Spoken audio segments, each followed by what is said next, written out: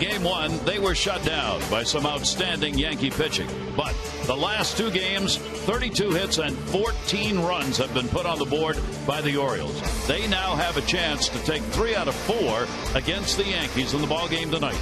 It is the final game of the year against the Yankees, and it is Derek Jeter's final game at Yankee Stadium. All coming up next.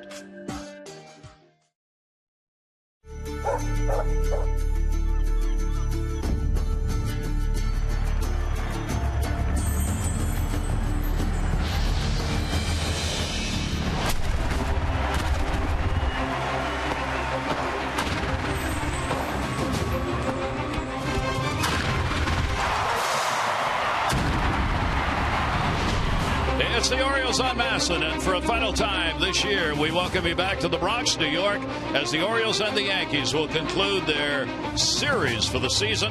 And, of course, for Derek Jeter, his final game here. And it looks like it'll be a night where this game's going to get played. Hi, everybody. I'm Gary Thornton. Welcome. The big discussion yesterday and today. Oh, would the rain hold off? Well, actually, right now, it's a beautiful evening in New York. It's cleared up, and maybe we're going to get this thing in without even a drop. Let's hope so. For the Orioles, it's a chance to put up some more big numbers against the Yankees. A very good year for the Orioles against New York. Take a look at some of the numbers this season, what the Orioles have done. The 13 wins right now against the Yankees, tied for second most by any team against the Yankees, going back to 69. They've outscored the Yankees 86-51 so far. They are looking tonight to win another series, which would mean they will have won every series against the Yankees. Only for the 4th time. You got to go back to 1982 for the last time that happened. Jim Palmer, pretty good numbers against New York. Well, excellent numbers. And, if you're a Yankee fan, well, we had 4 of our starters out. And, yard number 3, 4, 5 hitters didn't hit well. Well, that's the truth. But the Orioles lost an all-star catcher. They lost Manny Machado, who missed the first month. He's not going to be eligible. They had the suspension of Chris Davis. And, Mariano Rivera retires, so the Yankees had to come up with a closer. Dave Robinson has done a great job. But Zach Britton, he replaces Jimmy Johnson with 103 saves over the last 2 years. Nobody saved more but games. So I just look, they've outplayed them. It's simple as that. They score more runs, they pitch better, a much better defensive ball club. The only thing they don't do as well as the Yankees is steal bases. And if you don't get on, you can't steal them. Let's take a look at what this night is all about baseball-wise, an historic evening as Derek Jeter is set to get it done. As he says goodbye, his numbers against the Orioles look like this. A .295 batting average. Well, he's got 351 hits, second only to Yaz in hits against the Orioles. The home runs, 24 RBIs, 141. The runs are the most ever scored against the Orioles, and the same for the multi-hit games. That's the most ever, and the 3rd most games played against the Orioles since they moved to Baltimore. Derek Jeter, of course, has been there, and Buck Showalter has seen all of it. And he saw last night what this Derek Jeter is all about. I was so proud of him yesterday, and I kind of knew where it was headed when he had a tough at bat, ground ball back to the pitcher, and I could tell they were trying to get him out of the dugout. And I turned to a couple of our guys and said, he ain't coming out. Watch. That was, I think that's all you need to know about Derek, because it didn't fit in the context of what was going on the field. Someone had asked me about what's his signature play a few days. What do you think of? We had such a hard time picking out what to give him, which tells you a lot about him.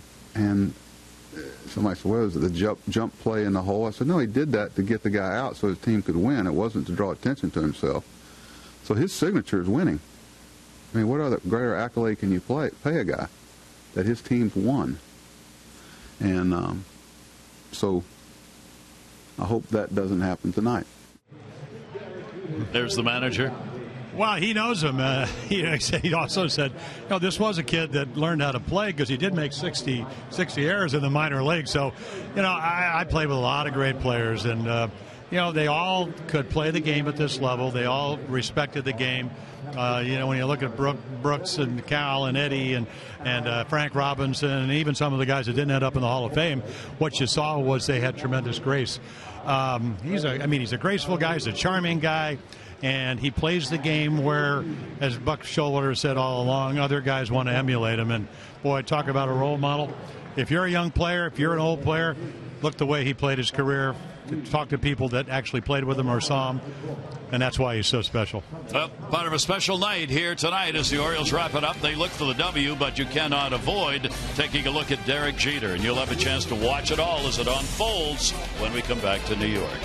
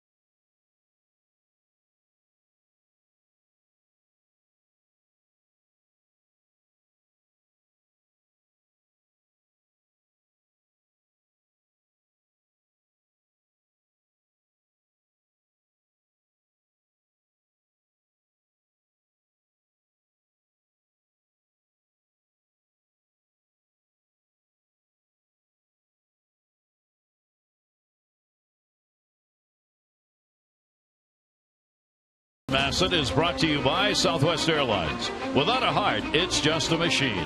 And by Coons. When you're talking cars, you're talking Coons. Beautiful sunset sky and the rainbow to go with it. How about that after a day of cloudiness and rain? Our train game time temperature, a cool 62 degrees. Wind at the moment blowing in from left. Visit trainsearch.com to find your local train comfort specialist dealer. It's hard to stop a train, really hard. Here's the starting lineup for the Orioles, brought to you by Southwest Airlines. Without a heart, it's just a machine. Markakis, Diaz, and Jones, Cruz, Pierce, and Hardy, Johnson, Paredes, and Joseph.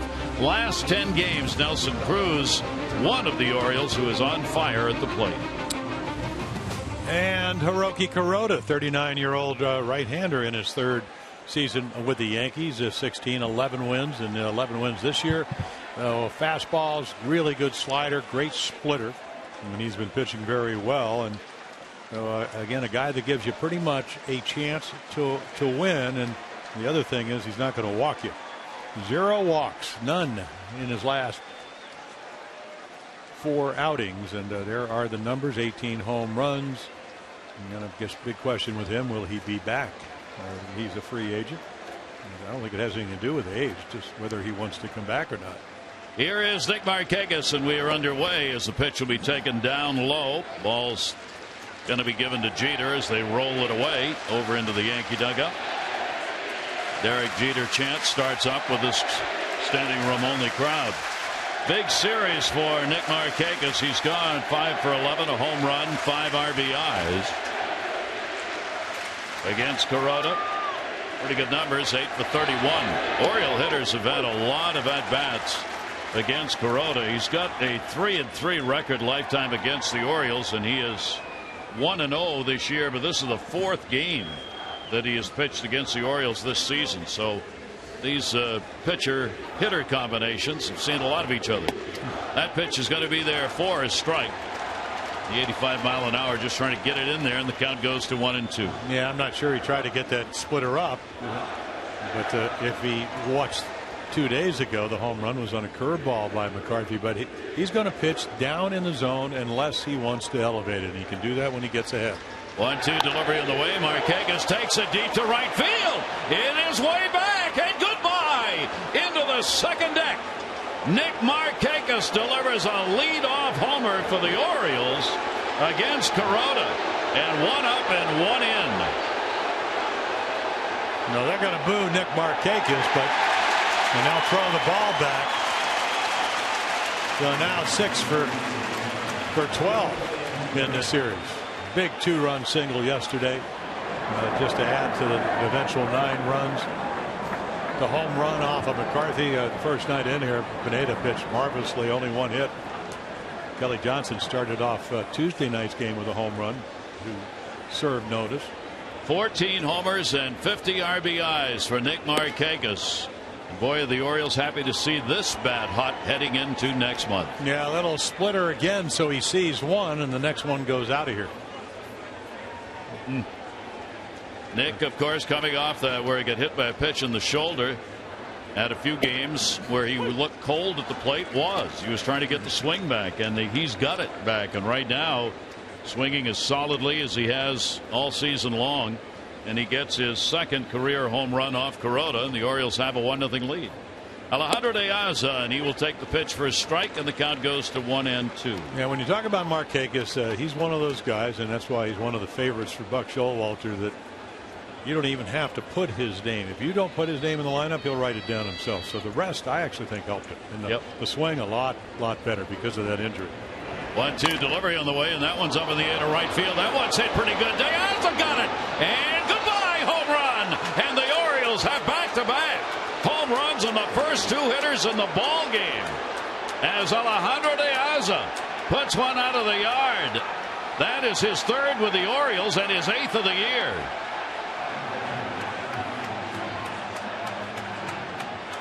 Well, the other thing, you talked about 4 starts, 2.88 ERA, no home runs. Oriole bats are so hot right now, and the Orioles have back-to-back home runs to take a 2-0 lead on the first 2 hitters up here in the inning, and they were no doubter long balls. Now here is Adam Jones. Jones will go up in the air towards the seats, but in foul territory. De Aza, number 2. Yeah, another splitter. And he almost hit it one-handed. I mean, he's strong. A couple of home runs back-to-back. At bats up in Boston. One into the bullpen, one over it. And that was one of those over-the-bullpen Boston shots here at Yankee Stadium. The 7th time this year the Orioles have had back-to-back home runs. De Aza's been involved in it before. Had a back-to-back home run with Adam Jones. And Adam will take the pitch outside. The Orioles have had back-to-back home runs once this year involving Young, Hardy, and Davis. Jones has an opportunity to do that here in the first inning. And he's had a home run off Kuroda in his career. And a swing and a foul ball off McCann, the catcher, and a 1-ball, 2-strike count. Well, there's a couple of ways that you can stay away from that. And he's been ahead of the first 2 hitters. But he left 2 balls in the middle of the plate. Can't do that to left-handed hitters here at Yankee Stadium. The other way is that and you don't want to do this in the first inning, already down 2-0. Walk them. That avoids the back-to-back home runs.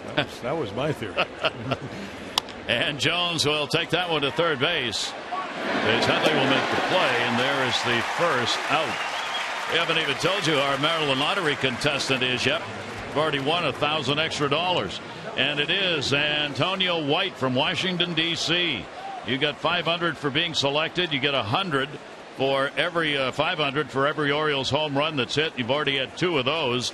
With all these home runs this year, the lottery has awarded over $150,000 to all its contestants. So play the Orioles scratch off today for a chance to win up to $60,000. You can find out more at the mdlottery.com/Orioles. Congratulations already. Slider taken away by Cruz. Nelson, the designated hitter for the Orioles, and continues to be the major league leading home run hitter with the 40 that he's put up on the board. He is second at RBIs, 2 behind Mike Trout with 108 runs batted in. That one will skim off the plate. Count goes to 1-1. You talk about quieting a crowd that was vocal with the Jeter chant. The first home run by Markakis put them back in their seats. The second home run by De Aza shut them up. Here's the 1-1 delivery on the way, and that ball is going to go out to left field. Young is there. He's got it, and Cruz is retired.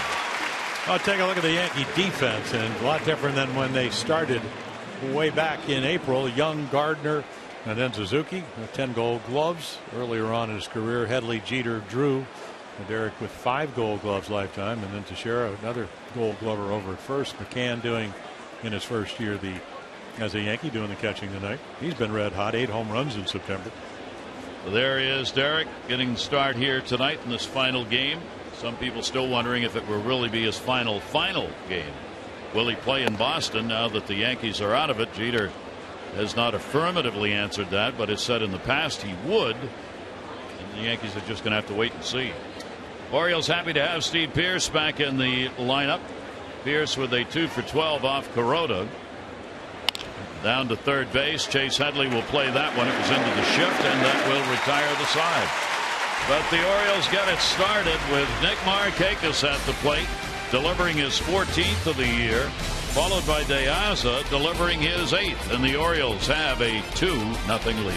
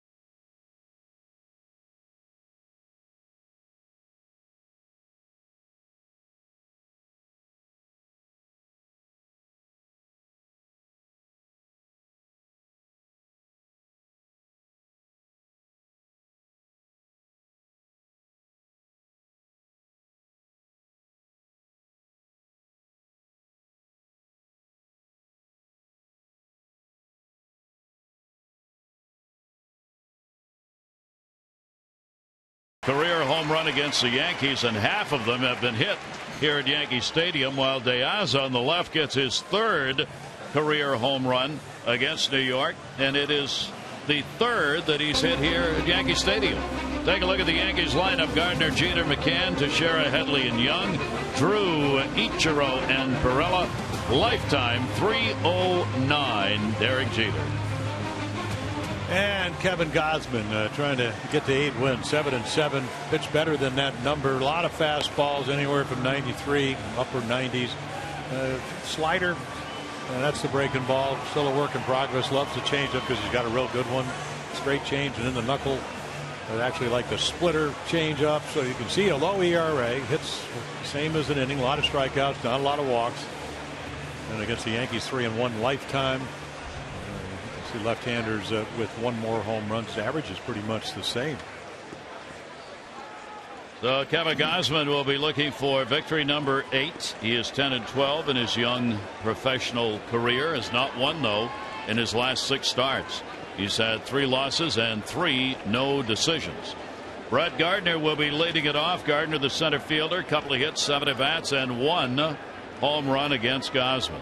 23-year-old goes to the mound with a 2-0 lead and will take the pitch outside for a ball. He will draw the infield in. Paredes playing at third base, moves in on him. Start number 3 this year against the Yankees for Gausman, 1-0 this season. And he'll foul that one back over the screen. It does not get a lot of run support, so a couple of back-to-back home runs in the first. He only gets 3.24 runs per game. I mean, that's one of the lower numbers in the league. A little bit lower than Ubaldo Jimenez for the Orioles. So the losses and no decisions. Pitched well in some of those games. Gardner down and away to him.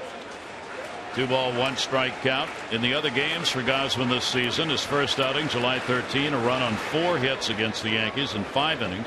That was the complete game he got of the 5-inning ball game. Then the next one, no runs, 7 hits over 7, but he was non-decision. Ball popped up and out of play. So the Orioles with only 4 more games left to go as they continue to try and chase down Anaheim for the best record in the American League. Angels continue ahead of them. The Angels have 98 wins. The Orioles have 95. 2-2 delivery into the hole. That's going to be a base hit. So Gardner starts it out with a single for the Yankees. Number 2, Derek Jeter. Number 2.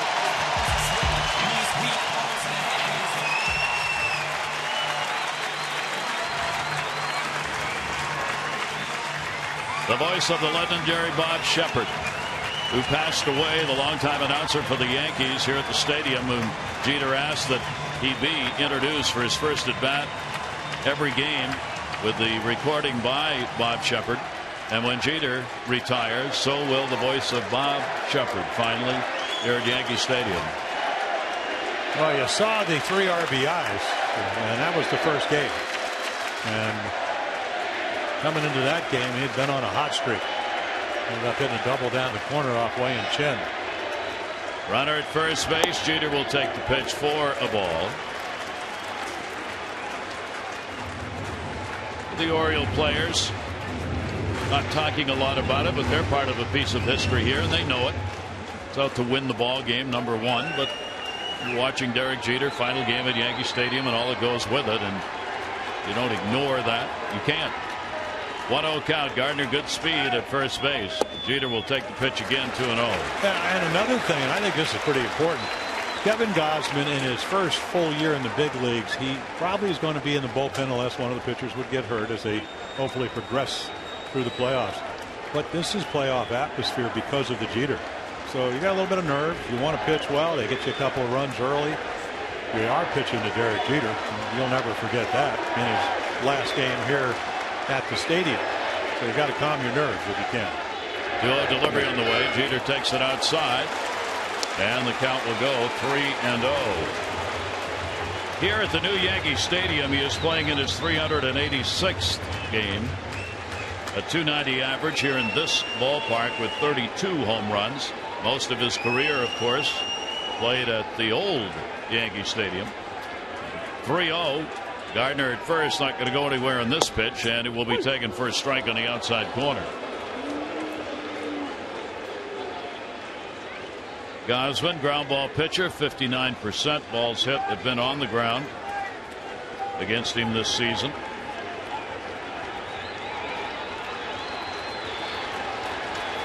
Gardner steps off a little extra lead over there. And the throw over will get him back to the bag. Yeah, 21 out of 26. I don't think he's going to run until they get an out. And even maybe then. And you got Caleb Joseph, the best throwing catcher for the Orioles. You do not want to be thrown out with Jeter at the plate, especially McCann behind him. There goes the runner. Ball put up in the end of left field. Has he done it? Is it magic? No, right off the top of the wall. He's on his way to second base. Gardner will score. That's what the fans came to see.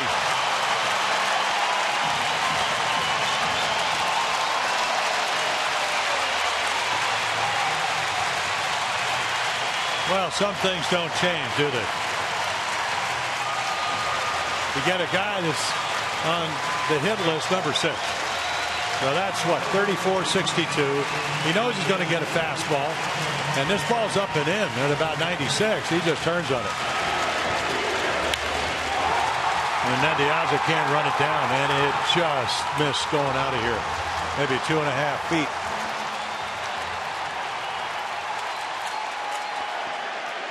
So the Yankees come right back. This is what Jim was talking about now. This is a for Kevin Gausman. Pull it together. Jeter gets the double in the RBI. Potential tying run at second base. And here is McCann. McCann with a 1-for-4 off Gausman. And a late cut, not the pitch he was looking for right there. Yeah, probably looking fastball, Gary, but that was such a good fastball with such late movement at 96. Yeah, ahead of Gardner, behind Jeter, and Jeter made him pay for it. McCann gets the RBI chance. Here's the 0-1 delivery. That gets away. Jeter's going to go up with it. Joseph. The throw is not in time. It'll be a wild pitch. Oh, there's a split-fingered fastball. That's his best breaking ball. Best secondary pitch. Bounces it. And then Jeter. Got 10 stolen bases this year. This is certainly not a steal. But he's going to advance. So at age 40, after missing pretty much all last year with a broken ankle, still able to run. So he's now at third base. The Orioles go into a full infield shift against McCann. Kelly Johnson will move way out into right field, the second baseman. They'll leave Paredes, the third baseman, on the left side. And that is wild pitch number 9 for Kevin Gausman on the season that moves Jeter up to third base. So the Orioles 2-0 lead disappeared in a hurry. The first 2 runners for the Orioles scored, of course. Markakis and Diaz with the homers. Now Gardner, first batter for the Yankees, has scored, and Jeter's over the third base with nobody out. Well, there's enough energy in this ballpark to light up Long Island tonight. I mean, that's Yankees looking for their first hit in this series with a runner in scoring position. Here's the 1-1 delivery on the way. It'll be outside. Yankees went 0 for 7 in game 1, 0 for 8 in game 2, and 0 for 5 in the ball game yesterday. So they are 0 for 20 with runners in scoring position in the first 3 games of this series. 2 ball, 1 strike count. Orioles infield back will give up the run here, and a ground ball, which it will right here. Bobbled by Johnson, makes the throw and didn't get him. That'll be an error. 2-2 game.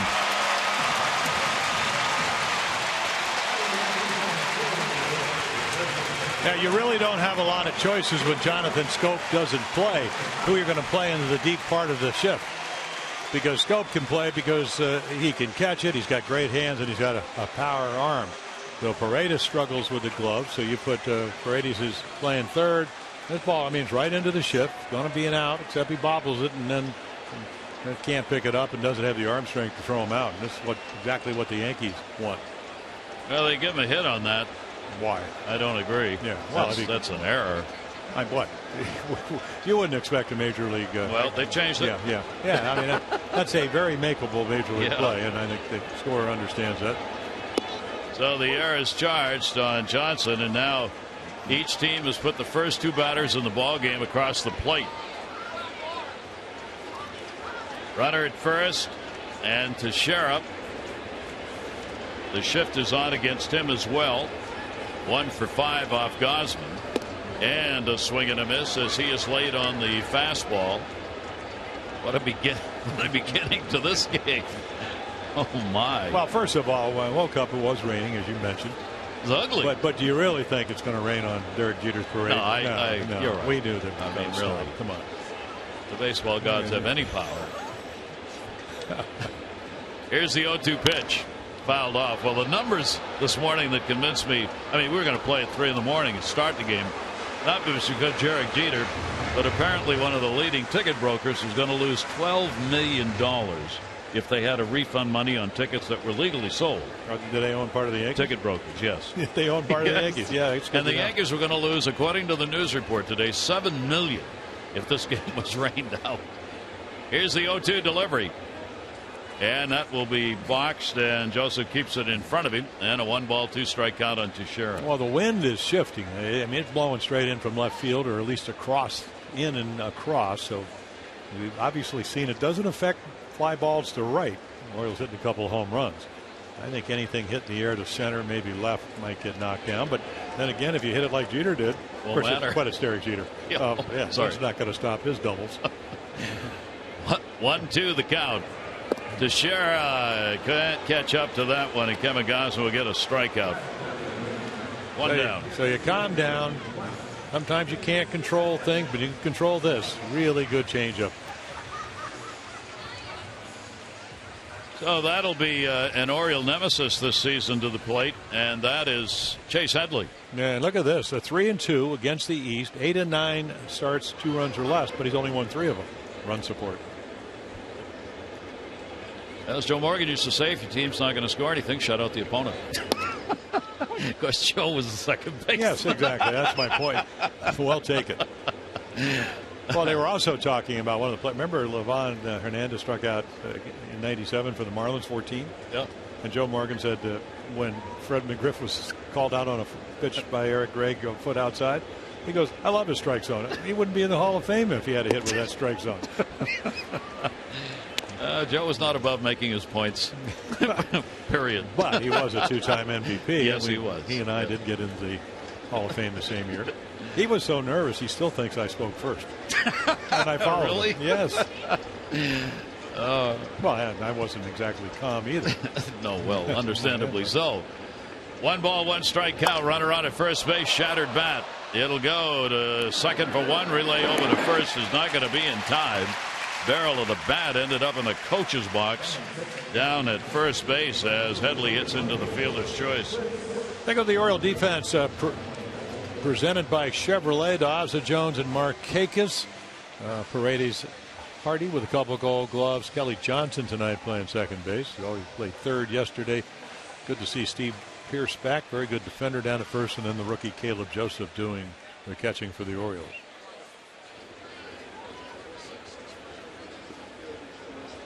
It was a 4-6 play hit into on the fielder's choice. Really have to check those things when the shifts are on to see who's playing where. So Headley's on at first base. Here is Young. Chris Young, 2 down, runner on at first, shift on against him, and he will take the pitch for a strike. So Gausman with a chance to get out of this inning. He's thrown 23 first inning pitches so far.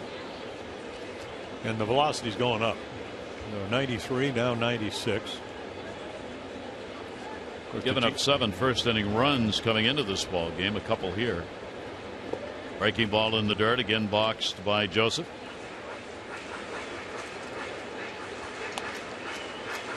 So it kind of settles in. Well, that's what you try to do, Gary. And you could always talk about everybody, whether guy gives up a lot of first, throw more pitches in the bullpen, which is an idea. Have a hitter stand up there. Really focus on the 9 warm-ups you get, because the mound is different. And the hitter's going to come up, and you're going to have an umpire calling balls and strikes. 1 ball, 1 strike delivery on the way to him, and a late swing on that one for a strike. Count goes to 1-2. And I think another thing is you sometimes get so, especially if you're Kevin's age at 24, you get so caught up in scouting reports you forget what you do best. And that's part of just getting your innings and your starts and trusting what you do best and figuring out what that is. 1-2 is fouled away. So now an easy 96, 97. This kid's going to be a real good pitcher. And hopefully he's going to have a great postseason. I mean, now all of a sudden you have one of your starters that's pitched real well. It's going to be your long man, most likely. Somebody gets hurt, you can plug him in. Innings never got too high because they monitored him early on. Yeah, this is the kind of inning, if he can get out of it right now, I mean, the Orioles won't be happy 2 runs were scored against him, but will like the fact he could settle down, get through it. Not over yet, though. Foul back, and Young with a 1 ball, 2 strike count continues. The Oriole pitchers, of course, all working on an extra day's rest as they get set for the playoffs. Same is true for Gausman tonight. He's had 5 days. His record this season 1-1 with the extra day's rest. It is his 5th start with an extra day. Teams have hit .290 against him with the extra day's rest, which is above that overall .265 he has. 1-2 the count. Delivery on the way, and that's going to be outside. 2 balls and 2 strikes on Young. And a lot of the reason that can be explained by you get a little bit stronger, command not as good, ball a little bit straighter. But he does throw 2-seamer, and that ball maybe will move a little bit. But you don't really know that when you face the first couple of guys. So you have to kind of get into the flow. The Orioles are hoping that'll be the case here. 2 ball, 2 strike count with 2 down. Runner at first. And Young will take the pitch, and it goes full. Yeah, he really saw that pitch well. Otherwise, he would have swung at it. So 3-2. Pierce at first base will move behind the base runner, Chase Headley. Stay close enough to keep the runner at least a little bit honest, and then back off on the pitch. 3 ball, 2 strike count.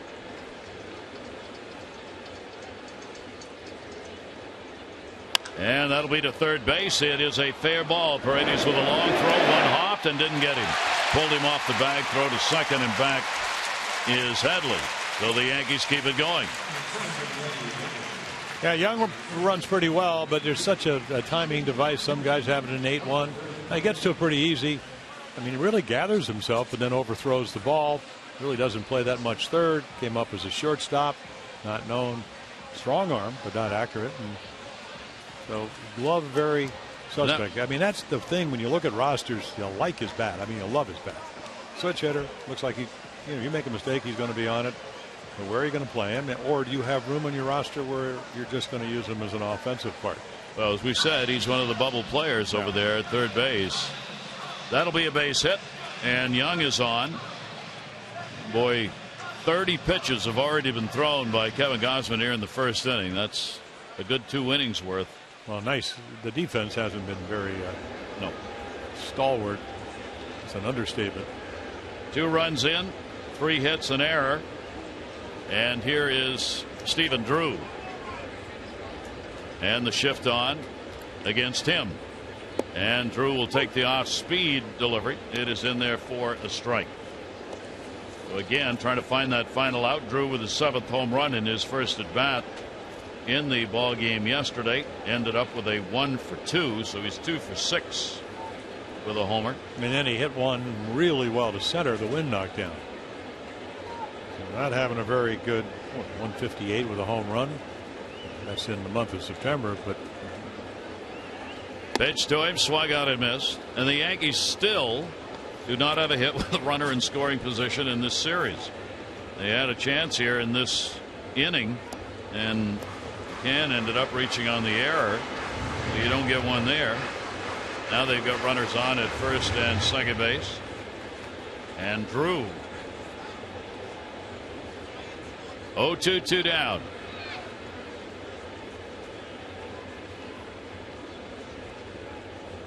Pitch on the way, and that will be taken inside for a ball. The pitch count continues to climb here, 1-2. Well, you don't want to give up any more runs. You should be in the dugout because your defense should have gotten you there. And you get ahead. To me, that was a very good pitch. 97 up and in, but Drew had no inclination of swinging at it. 1-2 the count.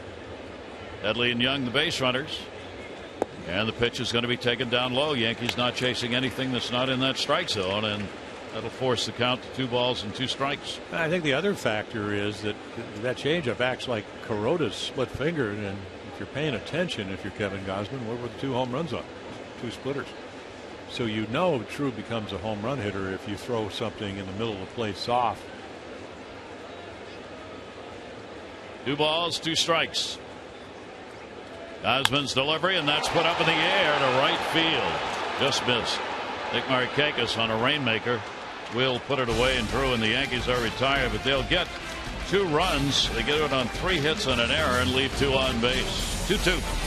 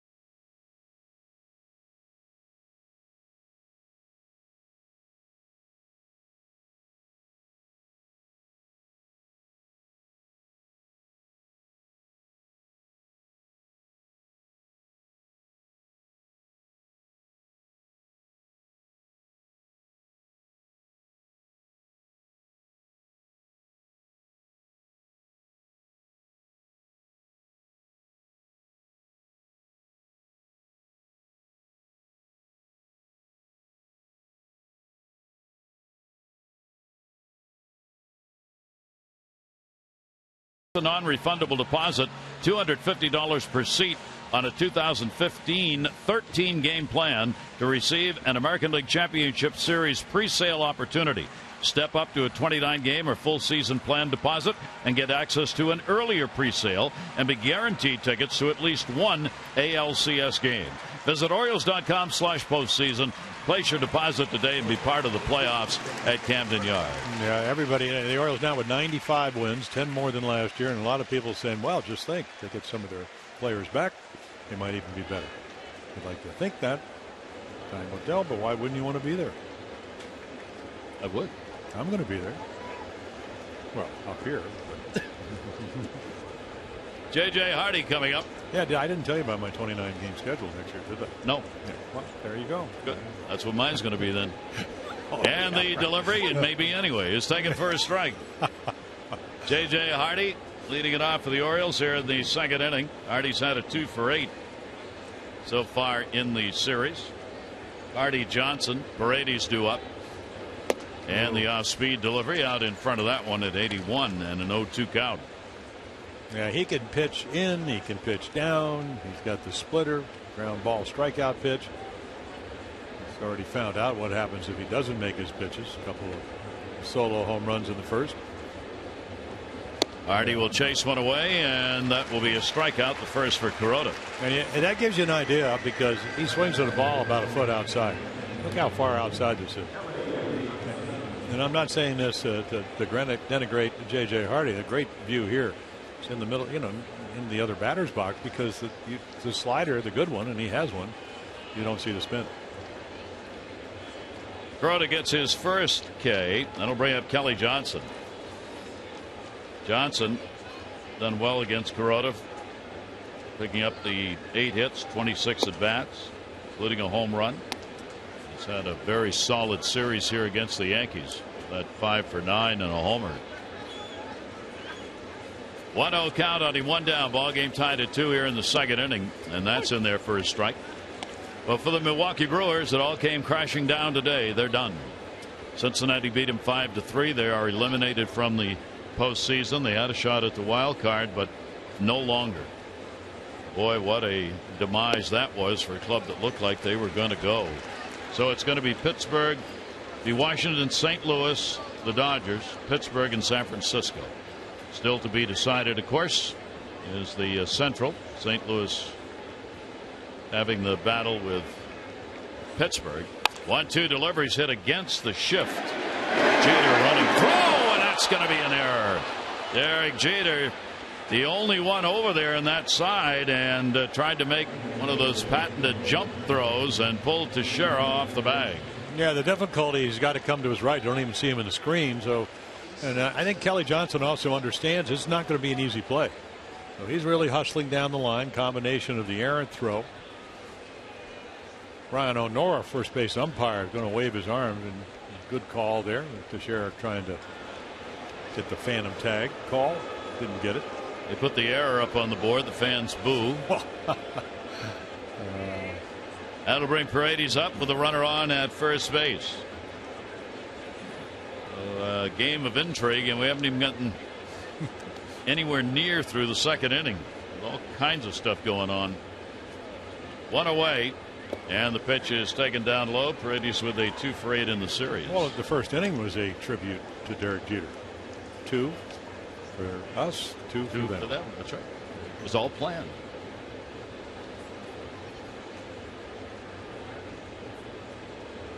We could play that on the scoreboard. 1 ball, 1 out. There's another 2. And a ground ball to 2. Got to go to first for 1. That's over to 3. There you go.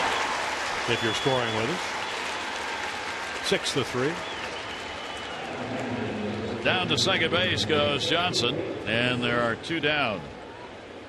So the Orioles will try and get the lead back here with a 2-out base hit in the second inning, and no one wants it more right now than does Caleb Joseph. Joseph continues with that 0 for streak that he is in. He's had the 0 for 6, 0 for 25 overall, but a base hit here could put the Orioles up. Johnson will get a pretty good lead at second. Drew, the second baseman, playing back in the outfield grass. See how far back he is from second base. A good secondary lead. Delivery is a strike on the inside corner. And they've never faced each other. Funnily, because Kuroda pitched with the Dodgers 21 at bats. 5 hits, a double, and a home run. But I think Nick Connolly, they know what he's doing. He's been playing very well. So let's see if Caleb can get a base hit. 0-1 delivery to him. Same place this time. A swinging strike. 0-2. Now, I don't know if Kuroda knows what the numbers are, but unless he makes a mistake, and he did that in the first inning, it's not a good matchup for Caleb Joseph. He just has a real good slider. That's tough for any right-handed hitter, and he's got a splitter. And that the illusion on that pitch too is that it's going to be a fastball.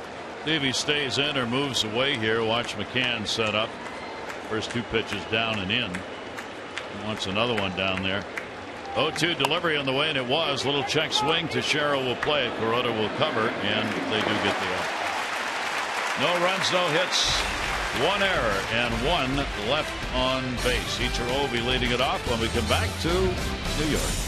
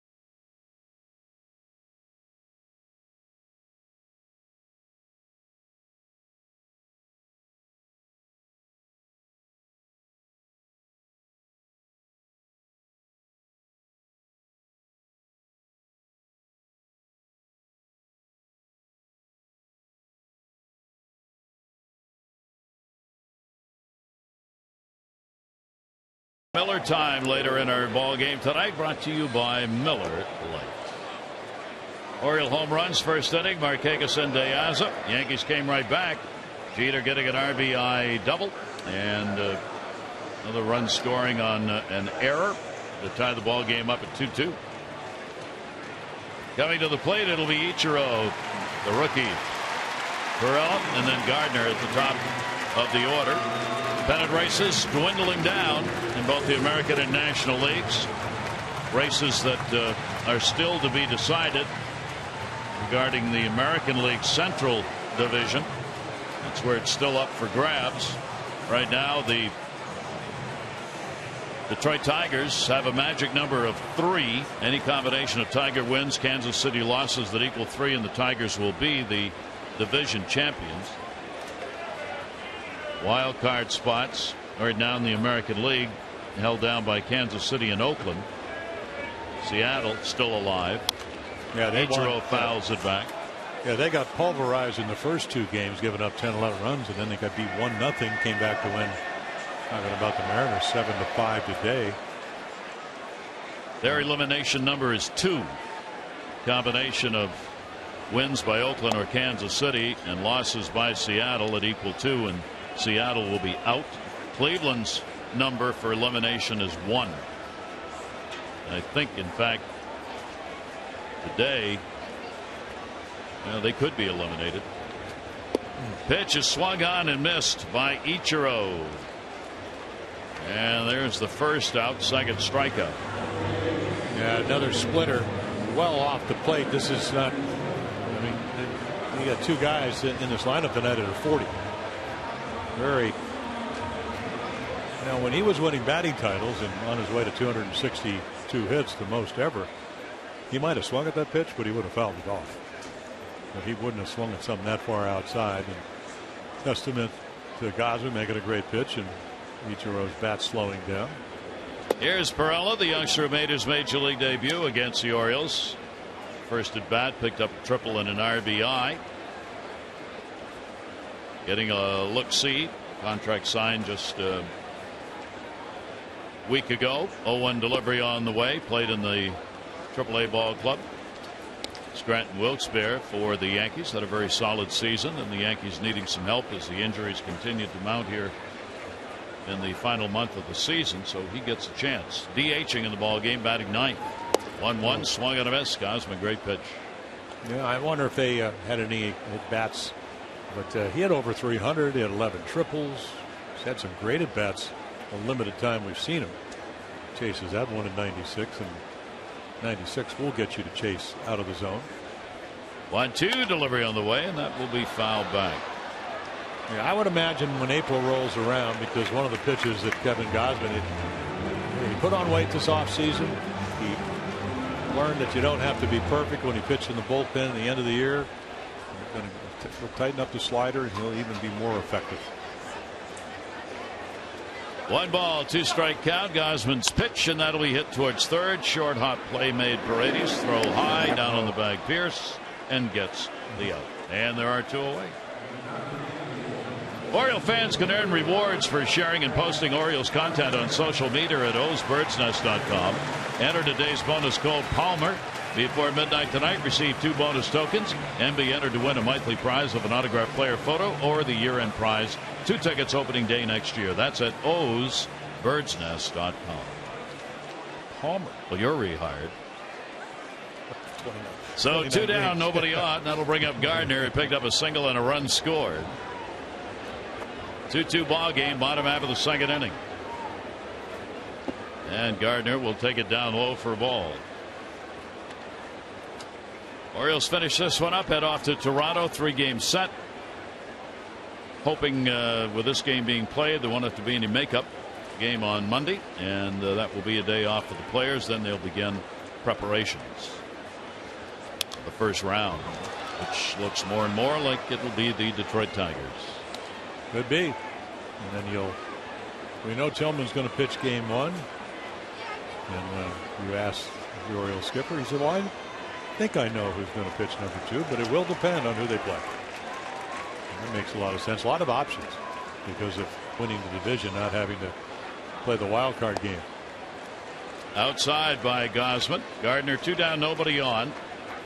3 hits, 8 at bats now against Kevin Gausman, with one of those hits being a home run.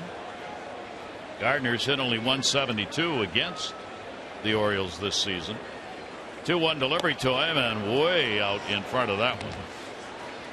And Gardner gave him a look. Wait a minute. If you're a rookie, you're supposed to throw me a fastball there. That's what he got the hit on the first time. Those are the numbers you were talking about last year, or this year. 185 this year. Only a 216 lifetime average against the Orioles anyway. And Gardner will foul that back. 2 balls and 2 strikes. Orioles after their 96th win of the season. They can pick it up here tonight. They're 46-26 against Eastern Division opponents this season. An amazing number. 20 above 500. Last time they finished that way was 1980, when they had a record that many games above 500 against the East. They were 49-29 in 1980. Of course, they got this game and 3 more against Toronto as division games.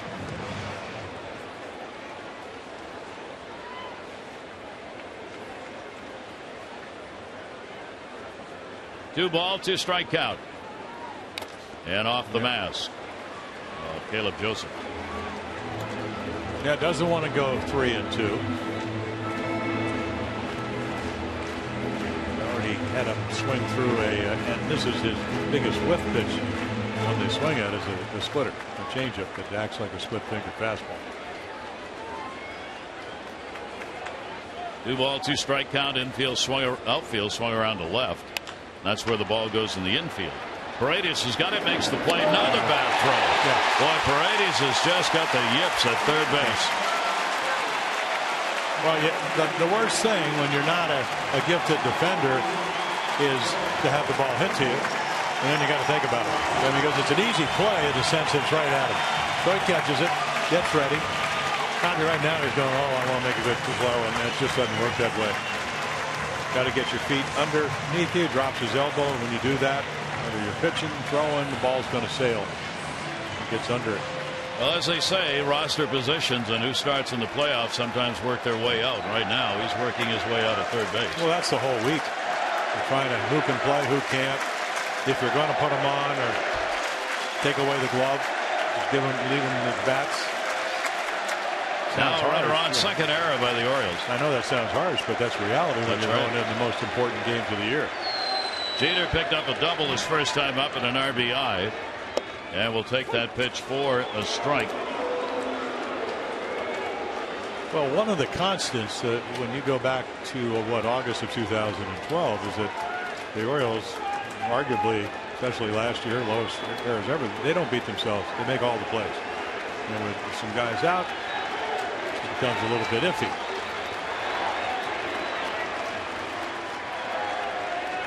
Kevin Gausman, 0-1 delivery on the way. Jeter off the fist, squibber to short. Force out at second base as Hardy gets it over to Johnson. No runs, no hits, one error, and one left on. Ball game remains 2-2.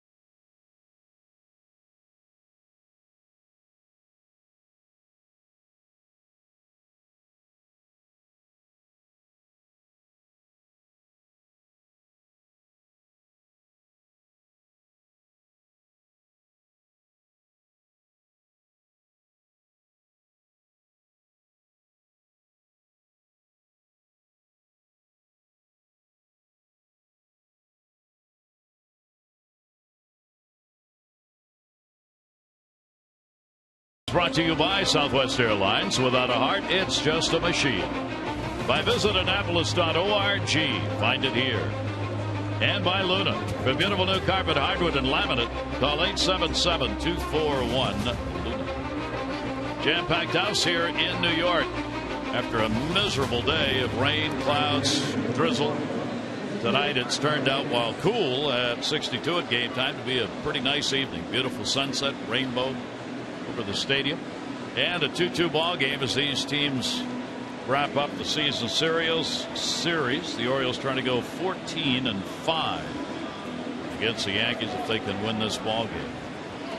Back to the top of the order. Nick Markakis will lead it off. Got his 14th home run in that first inning, his second career home run against Kuroda, who has now given up 20 long balls on the season. 11 of those hit by left-handers. And the pitch is taken for a ball. Markakis this year, .264 average against the Yankees. They do not shift against him. Very straight-up defense in their first strike. Yeah, one of the few guys that you don't shift on. You do play him shallow and left. There's young, very good speed. Same with Gardner in center field. 1-1 delivery down low. With a home run that Nick picked up in that first inning, he's now moved his lifetime average against the Yankees to 300. Right on the button. 2 ball, 1 strike count. Outfield will play him a little bit over to the left, give him the gap in right center. 2-1 delivery, and he'll go the other way with it. Young will not have a play. Souvenir and a 2 ball, 2 strike count. They really have a decision as a pitcher. If you throw curve balls, that's what McCarthy did. He homered on that. Splitter tonight off Kuroda, speeds up the bat. But if you do pitch him away, he can still get hits that way. He doesn't really hit the ball to left center with authority. I think 1 home run to left since 2009 at Camden Yards, but he can hit line drives that way. And that one is going to miss down low. So what happens is when you are thinking middle of the field the other way, you can take that pitch because you're not trying to get out in front. Nick's second on the team in multi-hit games to Adam Jones. Nick's got 51. Jones 55 multi-hit games and a strike on the inside corner, and Nick knew that one. Yep. Perfect pitch. You're thinking away, hasn't come in. First at bat, nor here. No, I'm not sure. The amazing thing is McCann went right to the outside corner, and watch this pitch right on the inner port, third of the plate, maybe inside quarter. So that will bring up Alejandro De Aza. He delivered a home run. His second lifetime off Kuroda in that first inning in the back-to-back with Marquez. And the off-speed delivery is going to be in there for a strike. Orioles with the 2 home runs now have 207 on the year, most in the majors. Colorado 181 starting the day second. As up the middle, he's got another base hit. He saw that one, a 2-for-2 ball game to start for Alejandro De Aza. The Orioles are headed for October. Be there for 1-hour postseason editions of O's Extra before and after every game. Log on to MASNsports.com for playoff coverage throughout the month of October. MASN is your Maximum Orioles postseason network.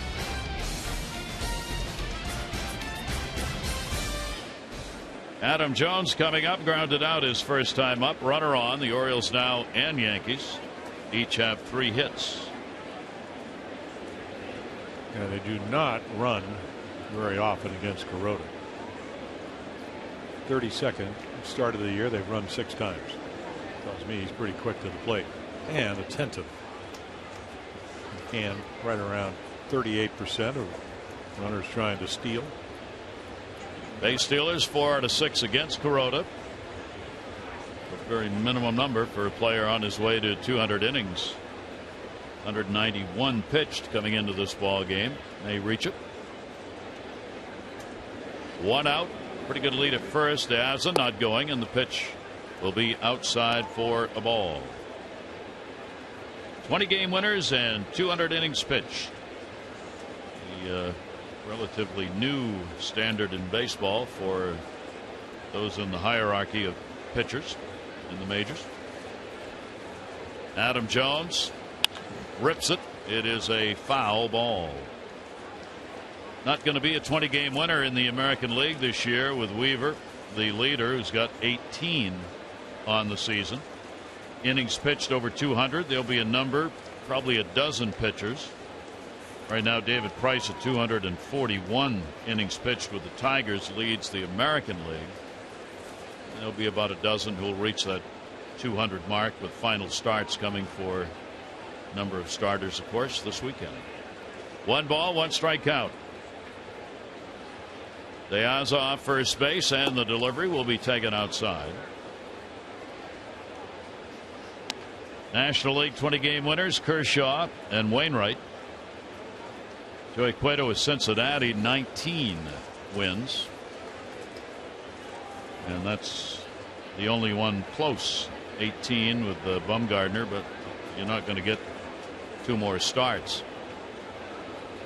2 ball, 1 strike count.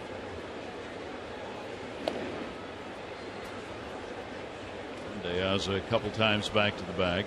Well, he could steal a base. And it's a decision for him and his manager, Buck Showalter, with Adam Jones at the plate. Do you want to take the chance? 17 steals, but he's been caught 10 times. So you have a guy that holds runners well and a catcher that throws. He probably will not run. 2-1 delivery on the way and a chopper towards the middle. Jeter, can he do it? Flip one, relay, hit, not in time. Good hustle by Adam Jones to prevent the double play.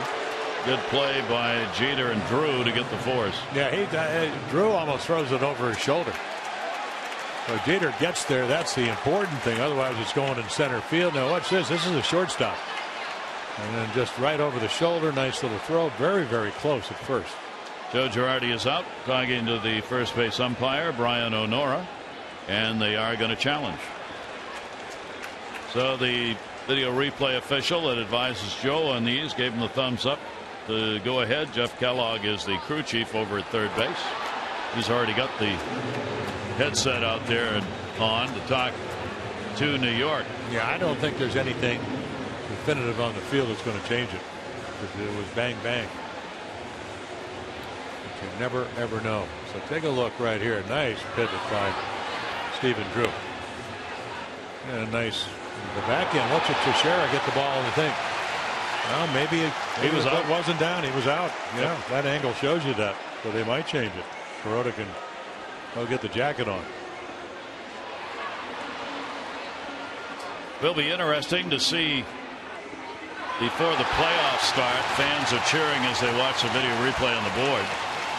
What changes, if any, are made, not particularly to the rules on replay, but to the interpretations of the replay rules for the postseason.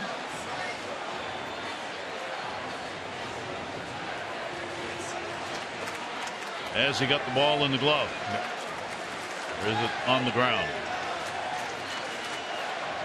Yeah, a lot easier for somebody sitting in a back room to make that call than Ryan O'Nora because he's close to the play.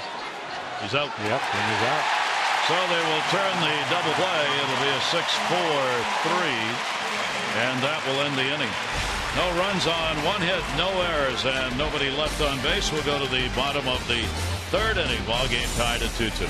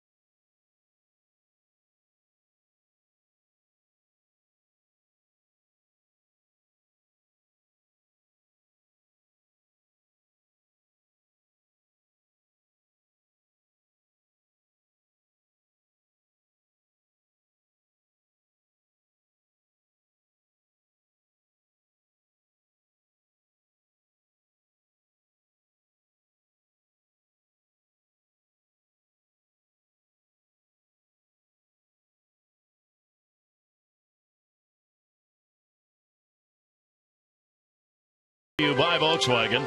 1981 to his retirement in 2001. Hall of Famer Cal Ripken Jr. solidifying his place in baseball history with the great 2000, 632 consecutive, two-time American League MVP, 19 straight All-Star appearances. 276 average, leads the Orioles still 431 home runs, 1,695 RBIs. Part of the great Orioles history, Cal Jr. Cal Jr. Very much like Derek Jeter as far as the grace, and both on and off the field. Will Jeter do a circle of the field tonight after the game? I think he might. 2-2 ball game as we go to the bottom half of the third inning. McCann reached on an error his first time up. Yeah, that curveball went right off the glove and then the ground and got Caleb Joseph in the chin.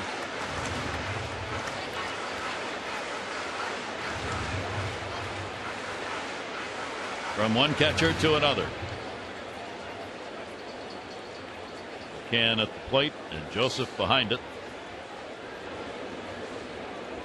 1-0 count. Gausman with no walks, 2 strikeouts so far. Each team 2 runs, 3 hits. And that pitch is there for a strike. McCann's had a hit in 5 at bats off Gausman in his career.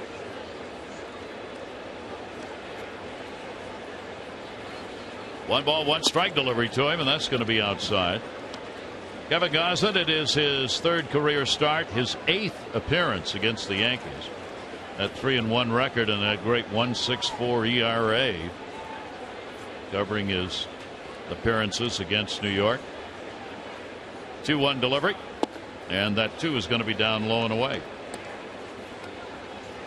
3 balls and 1 strike. Last start, Boston, 3 runs, 7 hits, 5 innings. Couple of home runs in that game, Offie.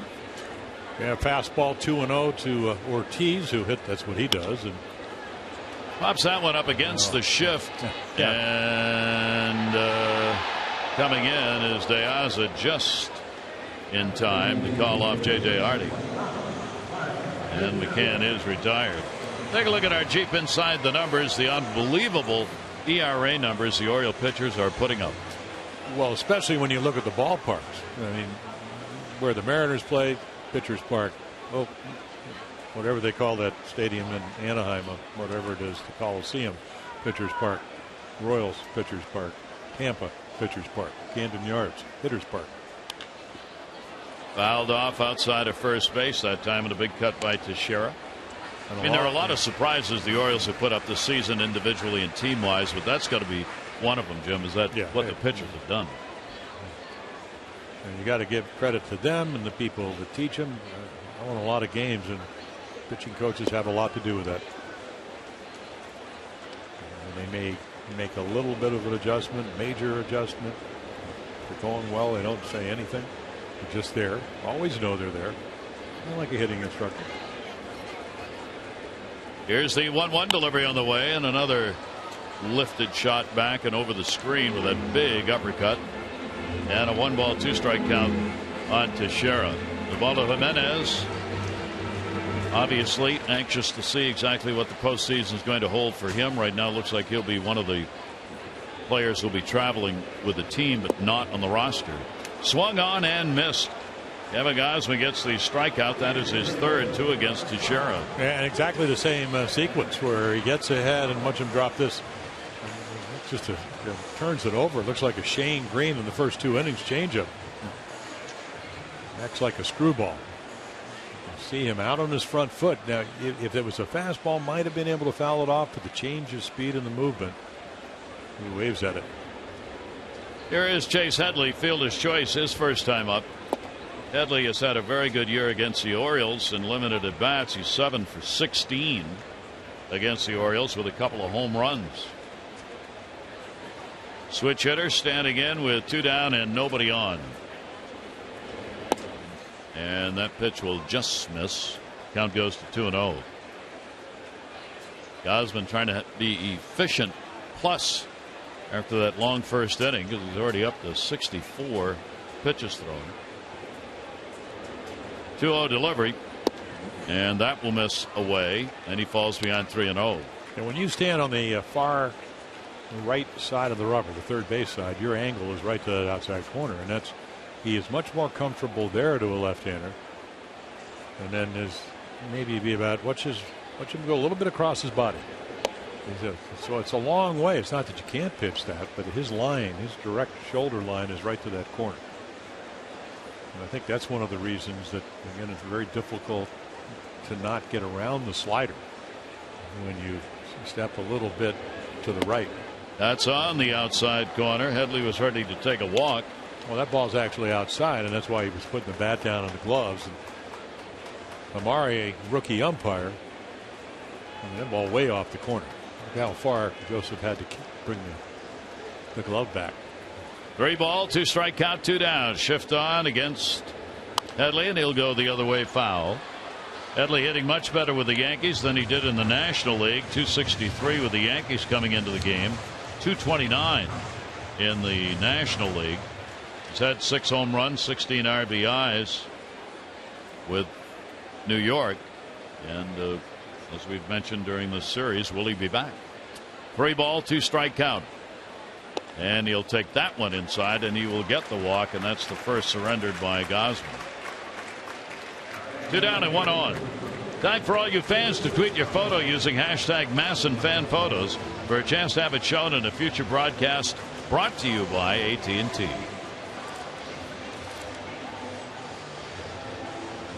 One on and 2 down. Chris Young, base hit his first time up.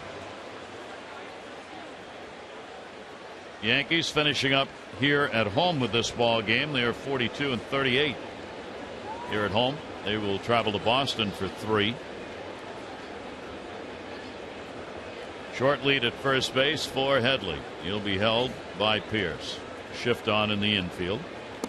And the pitch on the inside corner for a strike. For Chris Young, this is game number 20 as a Yankee. Came in hitting .246, was hitting only .205 in the National League. He's had 3 home runs as a Yankee, 11 overall. 0-1 delivery to him, jammed again. That's where they've tried to pitch him, and he can't believe the call. It's a strike. Yeah. Well, Hamari's got a big strike zone. He thinks this changeup is off the plate. It probably was.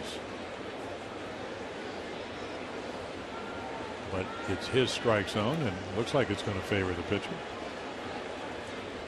If it stays this big all night, hitters will become annoyed by the late innings. Or swinging freely. Yeah. Here's the 0-2 delivery on the way, and that's a chopper in the middle into that shift. Hardy's going to go to first with it and gets the out. So no runs, no hits, no errors, 1 left on base. We've completed 3 here in New York with the ball game tied at 2-2.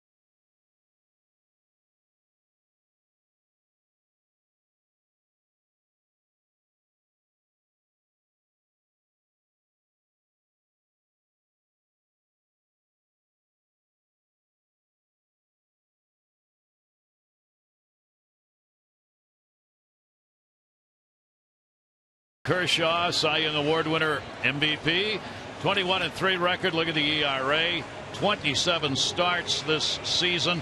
Over the last 100 years, he becomes just the 7th pitcher with 20 wins, 230 or more strikeouts, and an ERA below 1.8. Grover Alexander, Sandy Koufax, Bob Gibson, Louis Tion, Tom Seaver, Ron Guidry, and Dwight Gooden. For Mike Burley, 202 innings pitched this season, 14th straight year that he has done that, and he gets into the record book with that one, the 8th pitcher in Major League history with a streak of that kind. And the Blue Jays defeated the Mariners 1-0 yesterday. The game took 1 hour and 59 minutes to play, and 1-0 games this season, a single season mark, the most since 1976. 1-0 ball games. And here is Nelson Cruz, who takes the pitch for a strike. Yeah, how about Guidry since we're in Yankee Stadium? 25-3. Pretty good. Yeah, 1978. 248 strikeouts. Cruz, who flied out his first time up, are deep inside the numbers. Couple of ticks in the middle there, but well, he said, hey, peaks and valleys. So he valleyed out in June, July, and August, and they love the fact that he's peaking here in September with 5 home runs to go along with that, using the whole field. And a very solid 274 batting average. He hit in the first 2 months 20 home runs. And not only was he hitting well, he was hitting them out of the ballpark. 0-2 delivery on the way, and a swing and a miss, and that'll be strikeout number 3. How about Kuroda? When you talk about command, I mean, he's 39 years old. He's now, this is 121st batter without a base on balls. You know, is that command in your stuff or what? Once again, ball in the other batter's box because the slider's that good. Steve Pearce coming up. Back in the lineup after the tendonitis problem in the wrist. Grounded out his first time up. Grounds that one foul for Pearce. Good month of September, interrupted by the wrist problems, hitting .341 with 4 home runs in September. 0-1 count on him. He'll be followed by Hardy. Both teams got their first 2 batters of the game across the plate. And that's been it. 0-1. Down to third, short hop. Nice play made by Chase Headley. The Orioles back-to-back home runs, Markakis and De Aza. The Yankees got a double by Jeter, and McCann reaching on an error, and a run scored. And those are the 4 runs on the board, and each team with 3 hits. Yeah, you watch Kuroda pitch. He gives up 2 more runs than he imagined he was going to give up because he's been that good against the Orioles. 2.88 ERA. I cannot imagine that he may not come back, but I can't imagine that they, with some of their young pitchers and the fact that Sabathia has knee problems, Nova, Tommy John, that they won't ask him back. 200 innings gives you a chance to win pretty much every time out. Last year, because of maybe overuse, really went 3-7 over the last second half. That's not the case this year. Off speed delivery is swung on and miss. Hardy with a strikeout his first time up.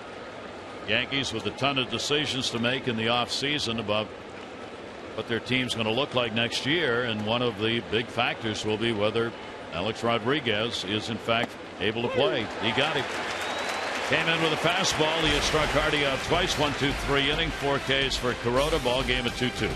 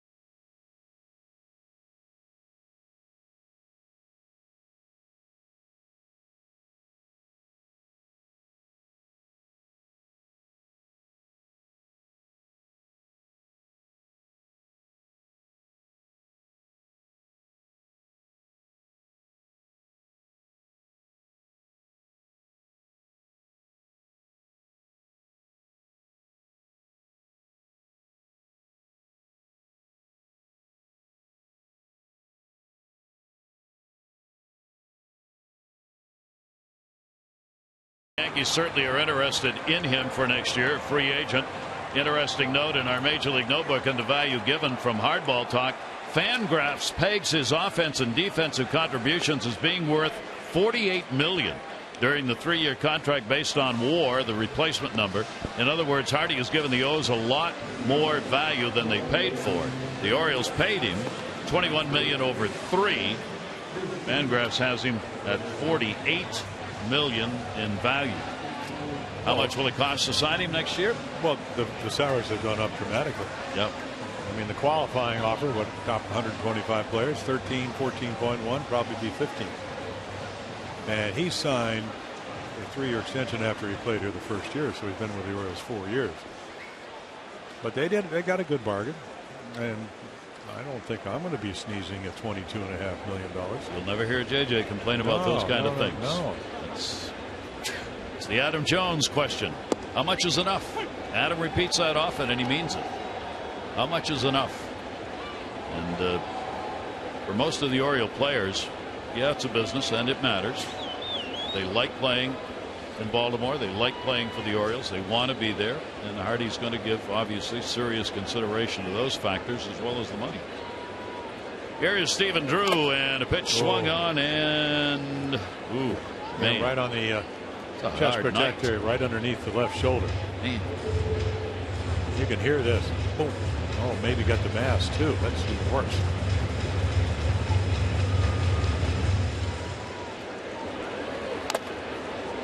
Oh, one more of those, and Caleb's going to be looking up to the sky like, what did I do?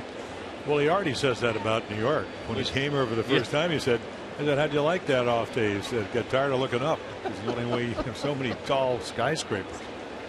He's got an 0 for 26 at the plate, and he's had 2 real hard foul balls that have come back and hit him here already in the ballgame. And he's a pincushion behind the plate. Nick Hundley over there knows all about it. Surprised he's not. Matt knows. Surprised he's not starting to loosen up. Talking about Hundley. Or Matt. Well, Matt. Here's the 1-2 delivery on the way, and the pitch will be outside. Yeah, with the club most of the year. When Matt Wieters is. You see him in the weight room in Baltimore all the time here. Doing everything he can. Yeah, he said if you wait an extra month, you could still get back by spring training, and the success ratio is even better. So he's going to wait till November to do baseball. Start doing stuff. Yeah. Looks good, feels good. Ready to rock and roll. Walk season coming up for Matt. 3 ball, 2 strike count. And the ball in the air to left field. De Aza. Wind will blow it in a bit, at least hold it up. 1 away, 4th inning. Join the team and bring your big league dreams to life. 2015 Orioles Dream Week beginning January 25 in beautiful Sarasota.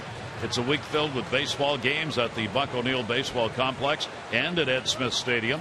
Instruction from former Orioles, and you get the full major league experience. Travel packages include hotel, flights, and your own Orioles uniform. For details, Orioles.com/Dreamweek. So January 25th. Give yourself about 3 months to get the legs in shape. You got to do the camp? Yeah, I'm going. Well, I'm not. Yeah, but I'm talking about the campers. Oh, because you're not in need to get in shape. You're in shape. You're ready. Not for baseball. That's my point. Okay. Just otherwise, the hamstrings are going to bark. Well, baseball's so different. Yeah. We used to cross train, play basketball, play racquetball, run, bike, do all that kind of stuff, and go down. A little bit different bending. Even jumping jacks bending? When you haven't done them. Well, I mean, you know, the pickups you used to do. You can bend? Not anymore, but I used to be able to. I was going to say, well, pretty good. As you get older, I always thought you become more liberal and all that stuff. You become even less flexible. You know exactly what you want, and everything's going to be that way or not. And usually not. You're That's right. the problem. Here's the 1-2 delivery on the way. Ichiro slaps that ball to second base. Got to hurry. Yeah. Got him. That was close. Girardi's already turning around, looking for the video. Well, you got to give Ichiro, who you got 2 guys tonight who are going to the Baseball Hall of Fame. Jeter, first ballot, and then you have Suzuki with 10 Gold Gloves, 2 batting titles, all-time hitting record, and he runs his ball out hard. And I think that very similar. Might have beat him by just a smidgen. Not going to challenge. Yeah, if you don't run hard, ball in the glove and the foot's coming down. And very much like the other play, except the Teixeira catch was in the dirt. Right on the money on the call. Brian O'Nora, first base umpire. 2 down, nobody on. Perella goes after the first pitch. Jose Perella, the rookie, grounded out his first time up, DHing, batting ninth in the ball game. Kevin Gausman looking for a clean inning, has not had one. Yankees have left 4 on base, 1 in scoring position. Orioles have left only 1 on base. That was in second inning at second. And that one's fought off, pulled, bounces all the way back out to third base. Nice play. Jimmy Paredes played that one off the dugout wall. 84 pitches. Well, 35 in the first inning. A couple of errors behind him, or one was scored a base hit, but should have been an error. Ball lifted in the air, first base. Pierce is there, and he's got it, and there is the clean inning. 3 up and 3 down. We've completed 4 here at Yankee Stadium, and it remains tied at 2.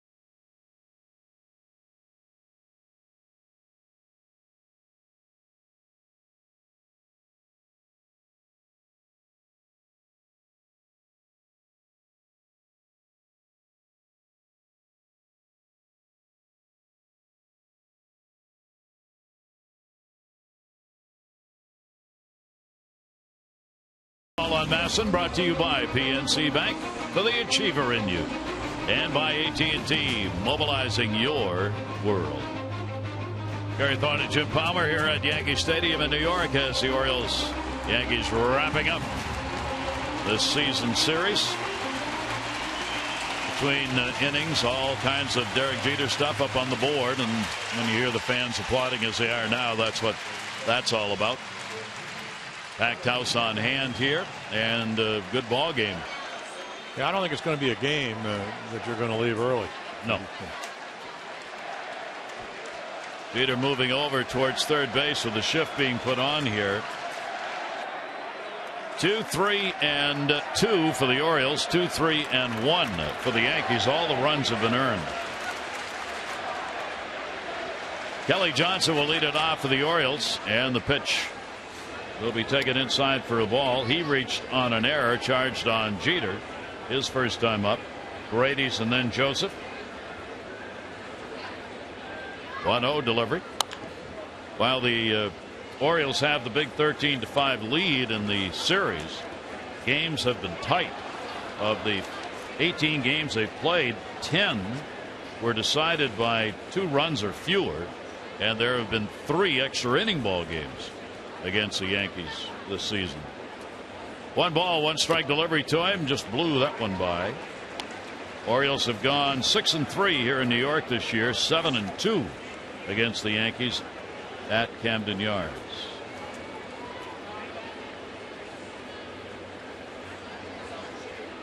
One-two delivery on the way, and foul back, protecting on a pitch well located towards the outside part of the plate. Maybe too close to take. Yeah, he really doesn't get much over 91, but he moves the ball around so much that you really can't ever get comfortable looking for one speed, one zone.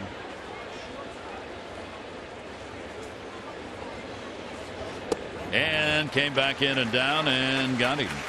Yeah, the 2 home runs were on splitters that didn't split like this. Splitter, you split the fingers, really pull down on it. Watch that ball go down.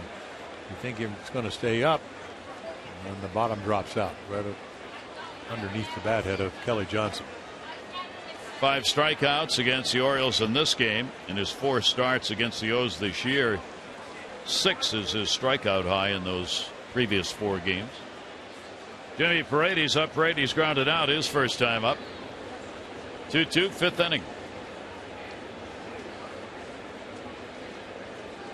As so often happens in this game of baseball, it turns 180 degrees on a moment's notice.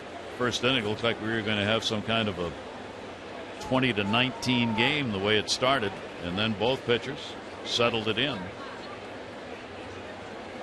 Here's the 0-1 delivery to him. Swung on a miss, tailing away. Yeah, so in and then out.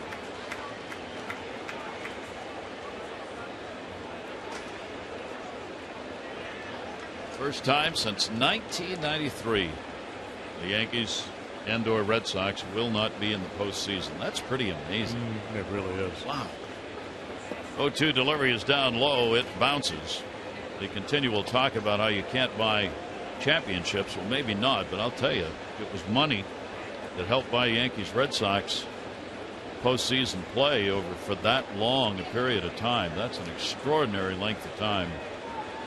For the Yankees, it'll be 2 years in a row now that they will be up. Yeah, it'll be the first time since, what, 95 they won't win 85 games or more. I suppose they could get to 85 because if they win out. Quick play made and a good one by Drew. And there are 2 down here in the 5th. Let's take a look at the Orioles' upcoming schedule. There's not much left. From routine to the most specialized eye care, LifeBridge Health's Krieger Eye Institute handles it all. Call 410-601-2020 in Detroit. 3 different start times: 7 o'clock tomorrow, 4 o'clock Saturday afternoon, then 1 o'clock to wrap up the season on Sunday. Yeah, the Yankees, if they did, because they go to Boston, if they did win tonight and the next 3, they could get to 85. But that would then be the lowest total since 1995. 2 down, Caleb Joseph. He deserves a hit. Well, he's been hit behind the plate a couple of times. He's had the cage rattle, literally. Well, he's such a good kid, and unfortunately that doesn't always mean you're going to get base hits. I mean, it's just been a tremendous year for him. Down the line, right field. Will it fall? Will it fall? No, it will, but it's foul. And so will Teixeira. A rumbling and a tumbling. Mark Teixeira. Nice effort. And of course, Caleb Joseph saying, please get fair, and if not, please stay out of the glove.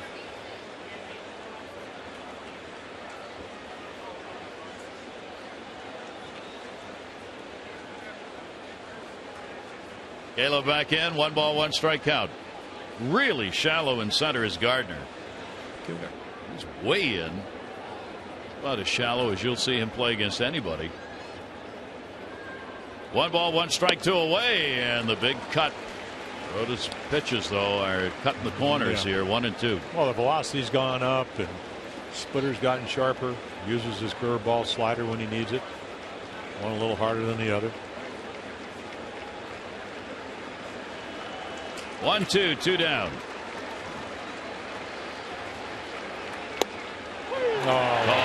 Strike.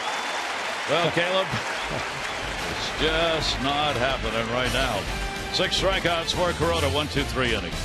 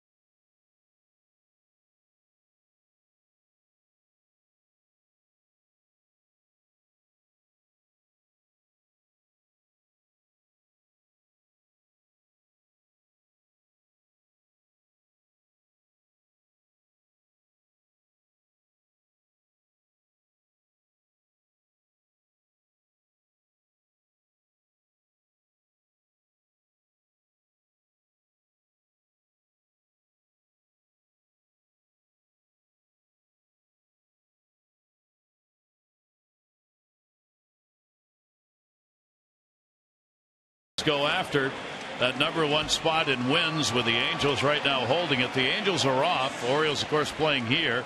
Then you see the Angels finish up at Seattle, the Orioles at Toronto.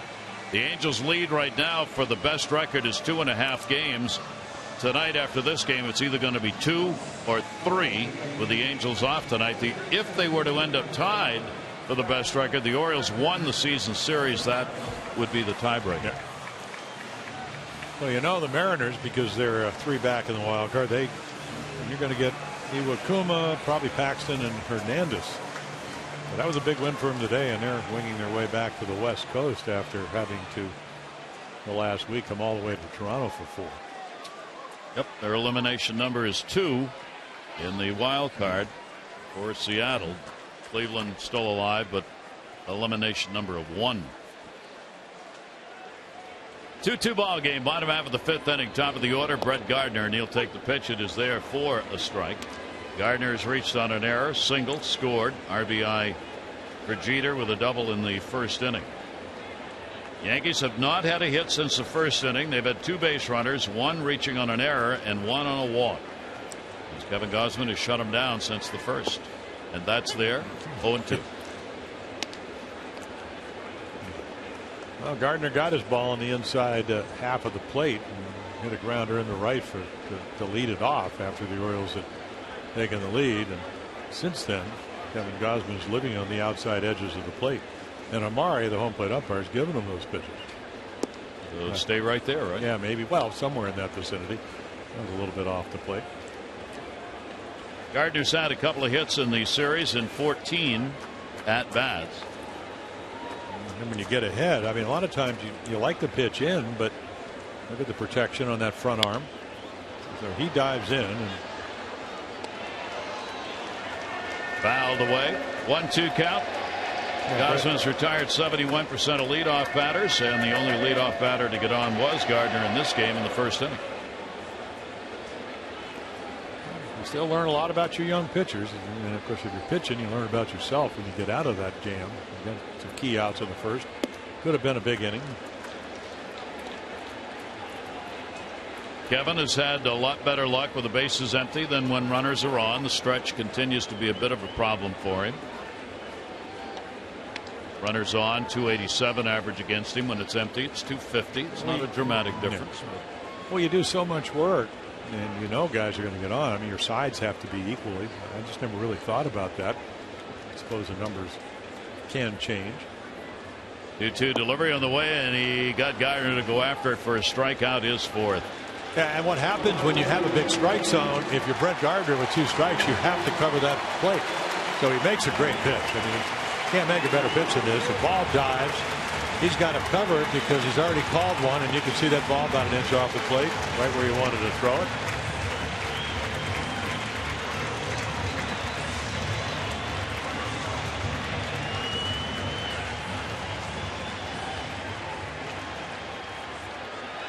Jeter with a double, 1 for 3 in the ball game. He came in having had only 2 hits in his last 28 at bats against the Orioles. He did get the RBI double in the first inning. Gausman's delivery to him will be in the outside corner for a strike. Well, he knows how big the strike zone is. And normally that ball would be ball 1. Everybody. I'm driving in, and after 15 blocks today, I drove behind him. And the guy driving me said, "What do you think he's thinking about?" Down the line and foul. And I said, if you know Derek Jeter, and I've obviously met him many times, but I don't really know him, but I know how he plays. I said, he's thinking about tonight's game. And he wasn't, though. He wasn't. Wasn't? No. What was he thinking about? Why is Palmer following me? All that too. Well, he didn't know I was following. That's good. 0-2 delivery on the way, and that's outside. Well, you know why I was. Not about, no, I don't. Not about me. Oh. About Susan. Okay. Ever since Derek Jeter shook my wife's hand, and she thought he actually held hands. Yes. It's been about Susan. And he knows it. We're talking about Derek, yeah. 1-2 delivery on the way and a swing and a miss. Good jam shot, and Gausman gets his 5th K. 97. A couple of back-to-back strikeouts by Kevin Gausman. Look at this ball run. Even though the target's away, right to that angle. That's where he likes it. 2-seamer. You got to cover it with 2 strikes. You know how big the strike zone is, and then back-to-back perfect pitches. So Gausman and Kuroda locked up in a good one here since that first inning. Here is McCann. Brian McCann reached on the error, flied out, and he's taking a pitch, and it is in there for a strike. A couple of hits, 11 at bats in this series, including a home run.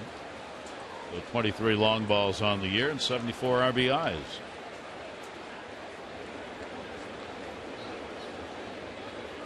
Gausman's 0-1 delivery to him. That'll be put in the air to center.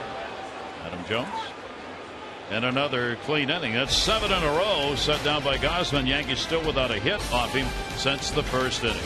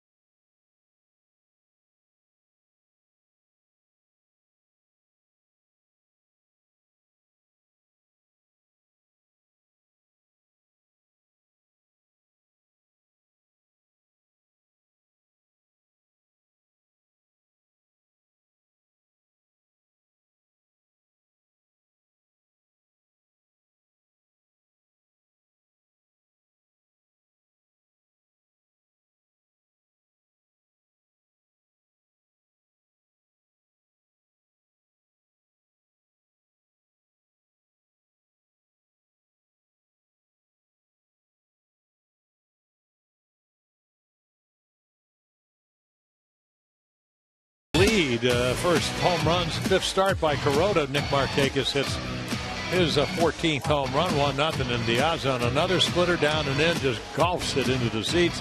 Early 2-run lead for the Orioles, back-to-back home runs in the first, and here come the Yankees. Derek Jeter, 3-1 count, almost hits a home run off the wall for a double. Gardner, who had singled, will score to make it 2-1. They had another run to tie it up, and that's how it is here after 5 innings. Gausman, 35 pitches in the first inning, has certainly settled down. Kept the ball in the ballpark. And then Kuroda, the master of strikes. Only 62 pitches through 5. He's also got it together. That are your Geico game highlights. 15 minutes could save you 15% or more on car insurance. So between innings, Buck Showalter going on. Remember the blister last time out Kevin Gausman had. Looking at it again, and kind of looks like he might be done. Well, we'll see if anybody gets up and starts throwing. Yeah. Another concern. Nick Markakis will lead it off for the Orioles. Well, you're right, and T.J. McFarland getting loose, and so they'll treat it. But he did throw 97 pitches, and he really threw the ball well after the first inning.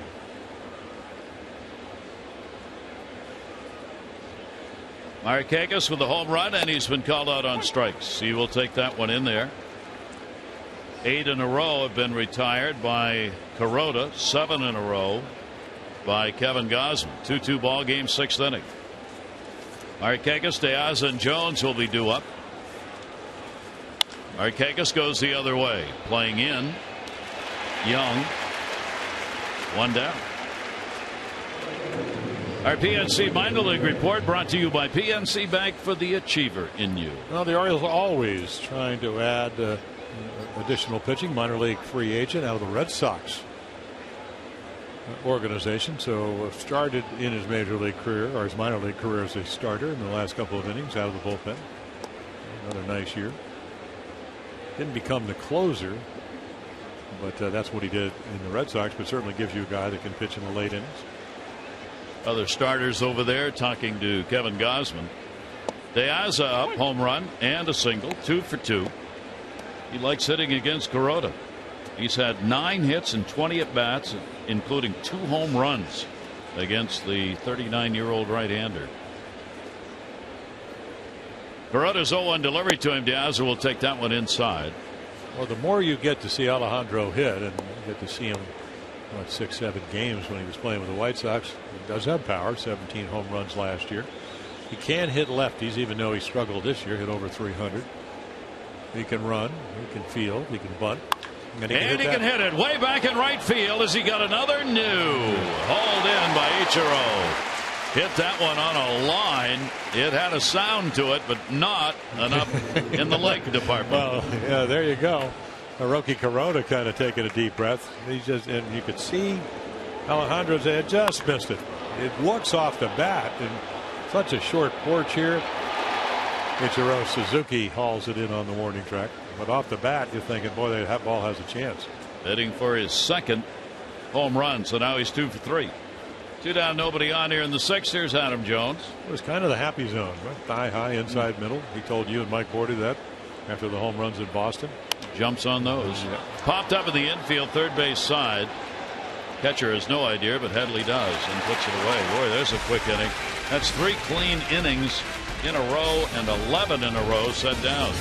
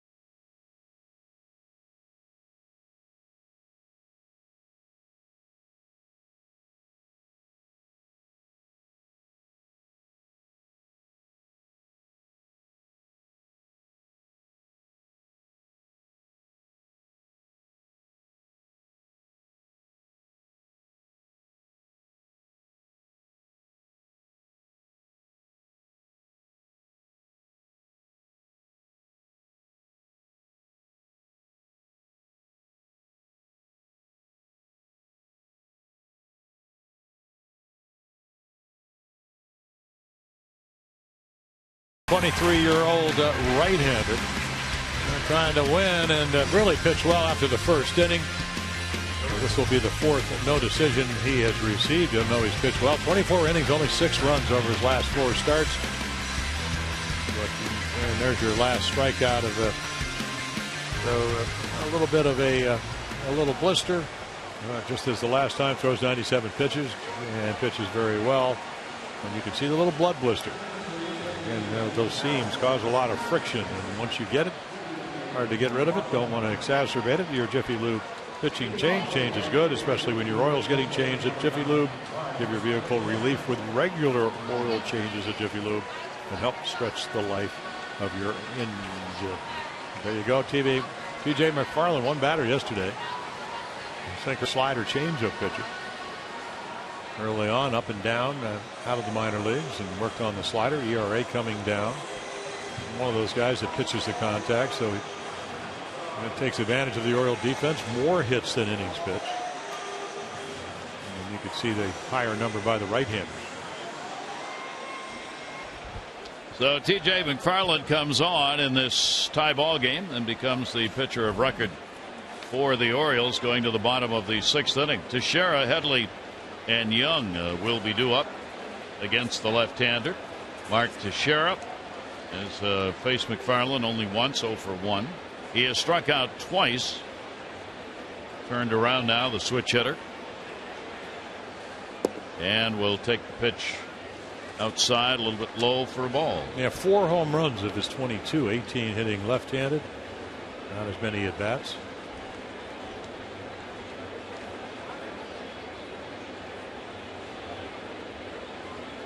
The wrist that's been bothering him at the operation is that right wrist. So fouled it off himself that time. Yeah, you would think that because the right wrist, when you're hitting left-handed, actually gets you to the ball, but maybe he feels a little bit more comfortable hitting from this side of the plate. We'll see. Came in with a 200 average against the Orioles on the season. Couple of home runs this year. 1 ball, 1 strike delivery by McFarland. Ground ball topped to short. Hardy gets it. So we talked about how outstanding the starters have been, so you can see early on, and I mean they're struggling, so to speak, there. And then look at these numbers: 53 and 29. So that's 24. That's 29 games over 500. The ERA goes down by more than a run, and the innings go up. And the bullpen, because you get a little deeper into the game, they go get Andrew Miller. Brad Brock comes in to help you in the bullpen. Guys that can pitch multiple innings. Kevin Gausman tonight, other than that first inning, pitched very well. And you think that you have him, if the blister's all right, set perfectly to be the long guy. And he'll have what, maybe 6, 7, 8 days to get ready and work on the blister.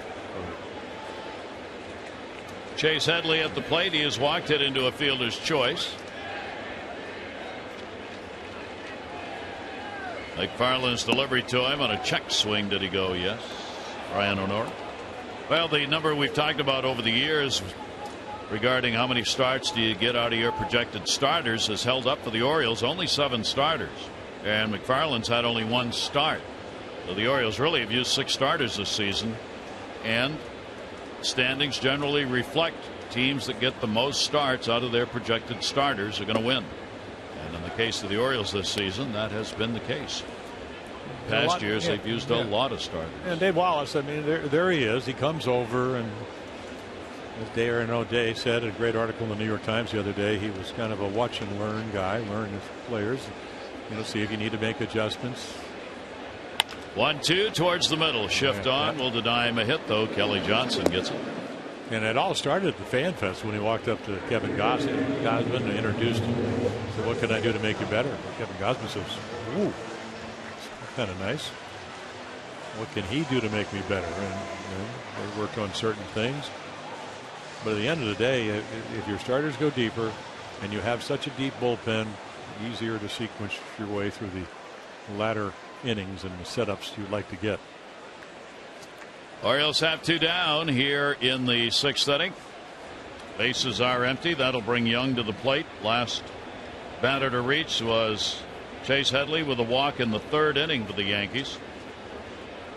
So the Oriole pitchers, Gausman and McFarland, have gone through the order without allowing a base runner since. 1-0 count. Orioles back-to-back homers first. Marquez de Aza. Yankees 2 runs first inning. Jeter 1 scored on an error.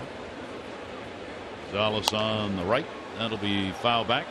Buck Showalter naming the 2 starters in Toronto. Chris Tillman, Drew Hutchison tomorrow night. Wei and Chen, J.A. Happ. The 4 o'clock game on Saturday. Sunday will be everybody on board.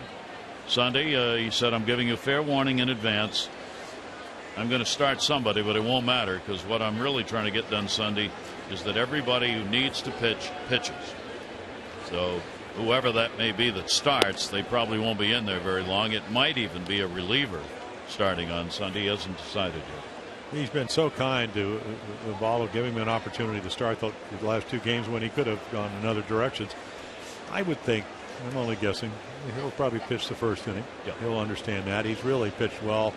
A couple of good 5-inning stints. But you never know. You just don't know about playoffs and how deep you go. And are you going to need Jimenez to come back if somebody gets hurt, or even if he would be a long man in the bullpen. So probably he'll start and then he'll kind of sequence his way through the game. Yep. And everybody will get their work. And have a day off Monday and begin the workouts on Tuesday for the first game of the division series. 2-2 delivery on the way. Will be taken inside. And the other thing is, because I remember in '69 we won the first 3 games against the Twins. They weren't easy, a couple of 12-inning games, and I got the laugher up in Minnesota, but we played inter-squad games and simulated games and things like that. So he said he's going to give the guys that can either go to Sarasota. I wouldn't go there because I want to pitch in similar weather that you're going to pitch in. And Florida's not that kind of weather this time of year. 3-2, got him on a called strike. He hits the corner with it. McFarland retires the side in order. We've completed 6 here at Yankee Stadium with the ball game tied at 2.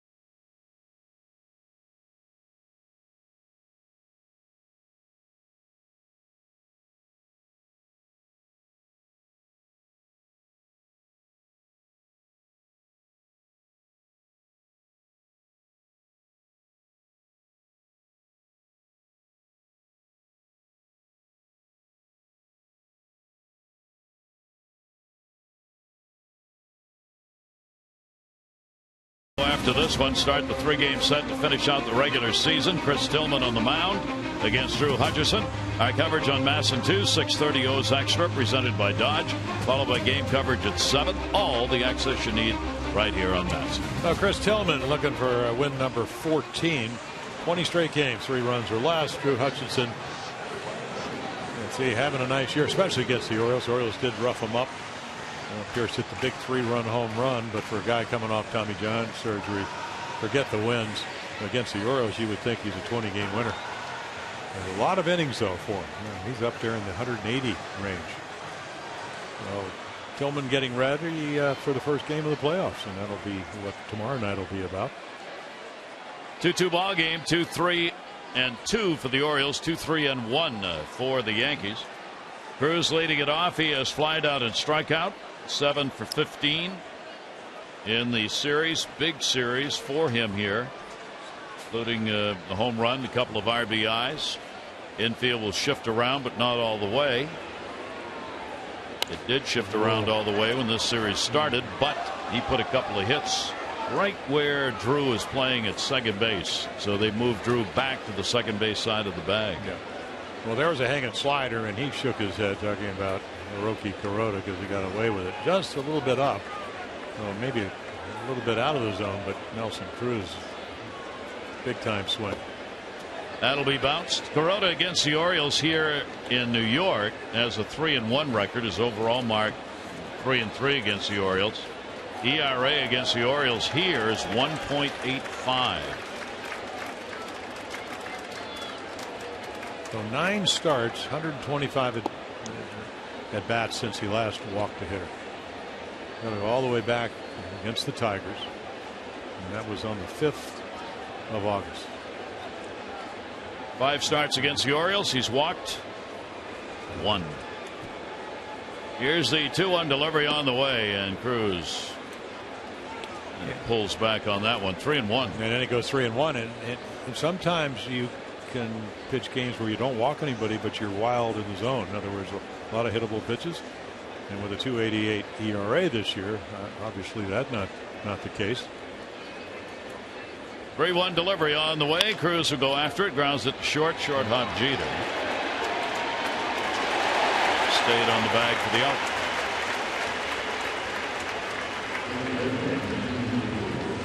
Head over to Masson Orioles Facebook page for your chance to win an exclusive I Back the Birds prize pack. And Care First will back your community with a donation for participating.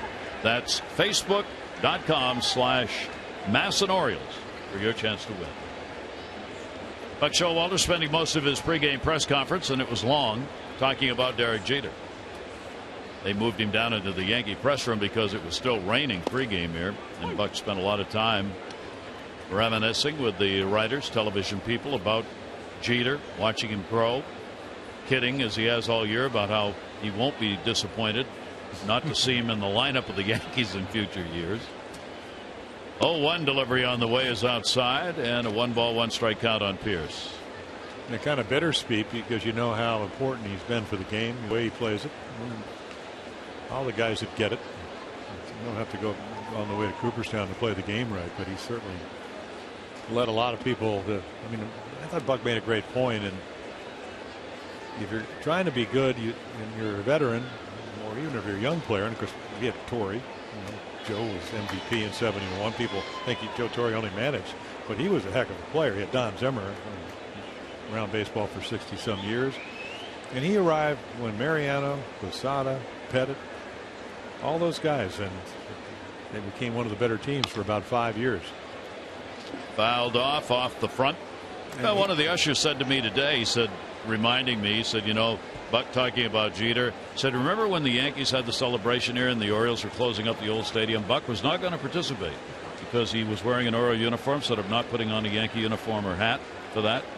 Derek was one of the people who talked to him, said, look, just come out of your dugout, take an ovation. He got a standing ovation from Yankee fans. Buck Showalter did. And we've talked about it. It's a recognition of how much he meant to the winning years, because Buck was the guy who actually put together a lot of what went on to become championship ball clubs. Strikeout recorded. That's number 7 for Kuroda. Pierce is down. He's 0 for 3 in the game. But who isn't? Well, he's making some. For a guy that hung 2 pitches to start this game, both ended up in the right field bleachers here at Yankee Stadium, and now it's about as good as you can pitch. 13 in a row retired by Kuroda. Hardy got a hold of that one way back left field. Young at the warning track will haul it in. And that'll do it. 14 in a row set down. 7th inning stretch time here at Yankee Stadium. And the ball game still since the first. 2-2.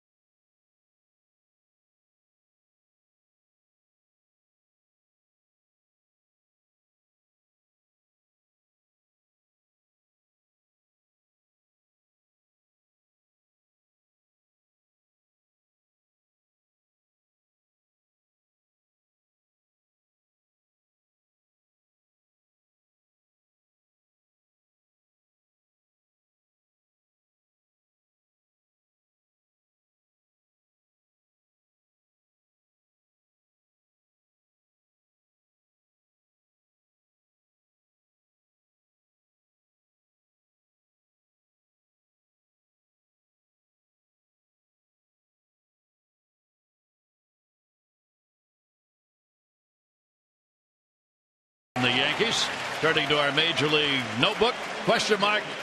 A Tiger in October, talking about Verlander with Detroit. Said Brad Ausmus, I do believe he's one of those pitchers. The brighter the light, the better he is. Mitch Albom, Detroit Free Press, talking about that. Consider what he's done the past 2 games when the Tigers have been watching the standings every minute. There are the numbers. The 15 and a third innings, 2 runs allowed, 10 strikeouts, no walks from Verlander. Orioles may be facing the Tigers and Verlander in the division series. Well, he's one of those guys, former Cy Young and MVP, when he went 24-4. I had understood that he actually had some abdominal surgery, so maybe, and the Tigers certainly hope this, he's as healthy as he's been all year.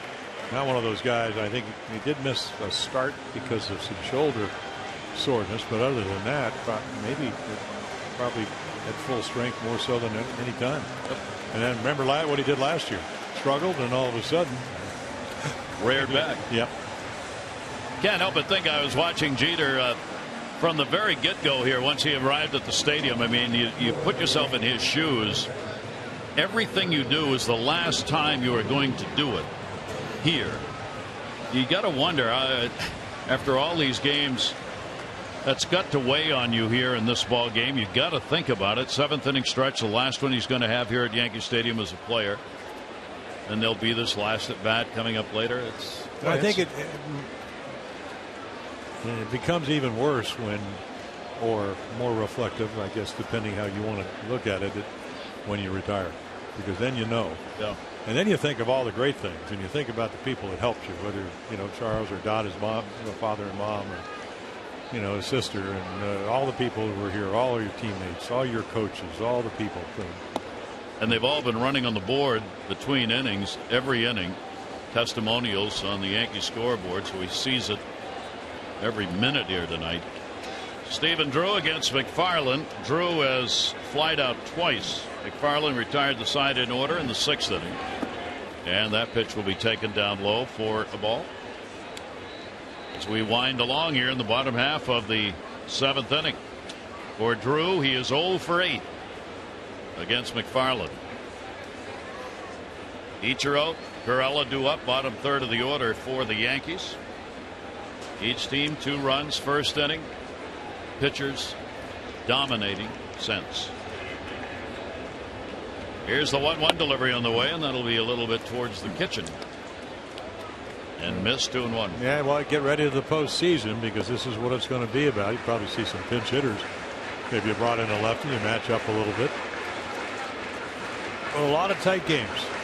I mean, that's what you anticipate. It may not turn out that way.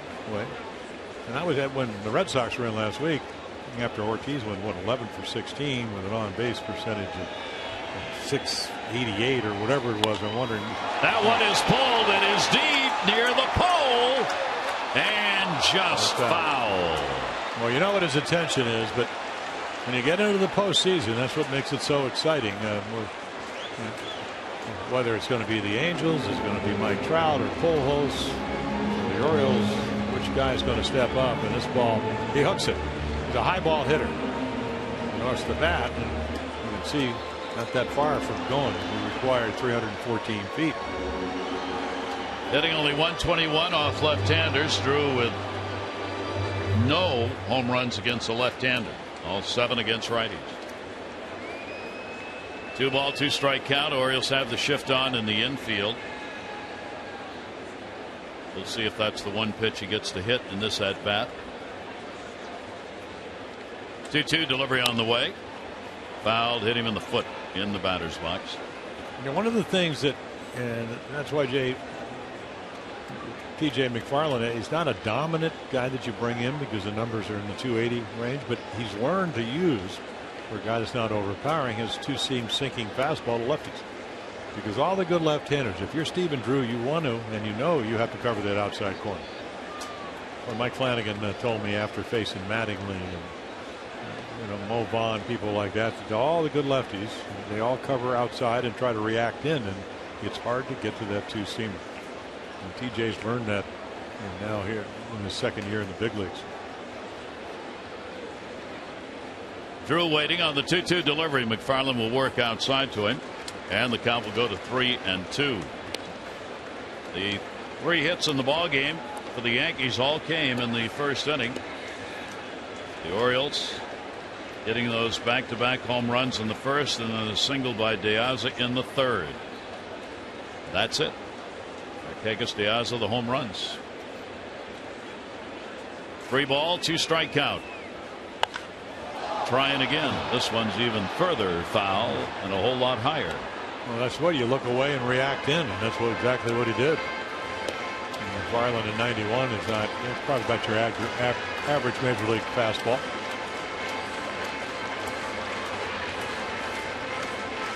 Nine lifetime home runs against the Orioles. .217 career batting average coming into the game against the O's. 3 ball, 2 strike count again, and the delivery to him, and Drew this time will swing and miss, but he's going to get the first. He is on.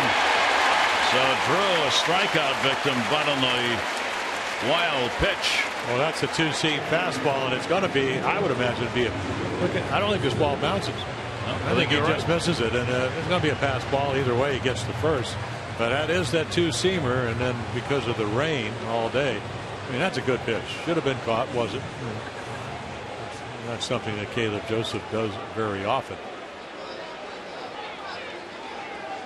So the pass ball will allow the runner to reach, and leading off the 7th inning, the Yankees get Drew on. Here is Ichiro. Paredes moves in at third base. He is struck out and grounded out. Does bunt and drops along the line. Foul. Joseph handling it to make sure it stays there. Well, if you're Jimmy Paredes, you better get in, because if you don't play in a little bit more and he bunts it with his speed, he's going to beat it out. You have to play where you make a bunt an easy play, and he's playing a little deeper. Ichiro looking down for the signs again. He's had a couple of sacrifice bunts this season. Paredes will come down the line a little more. At first base, Drew.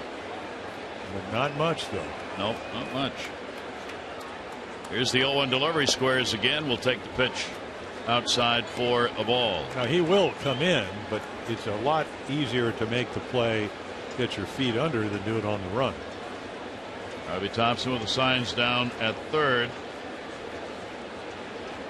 Orioles still looking for the bunt here. Ichiro has hit left-handers hard this year. 339 off him. Still shows bunt, but pitch is not there. McFarland misses outside again. 2-1.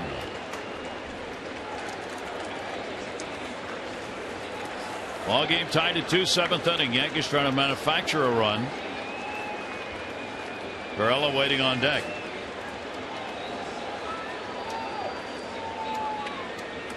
Brady's still in at third base.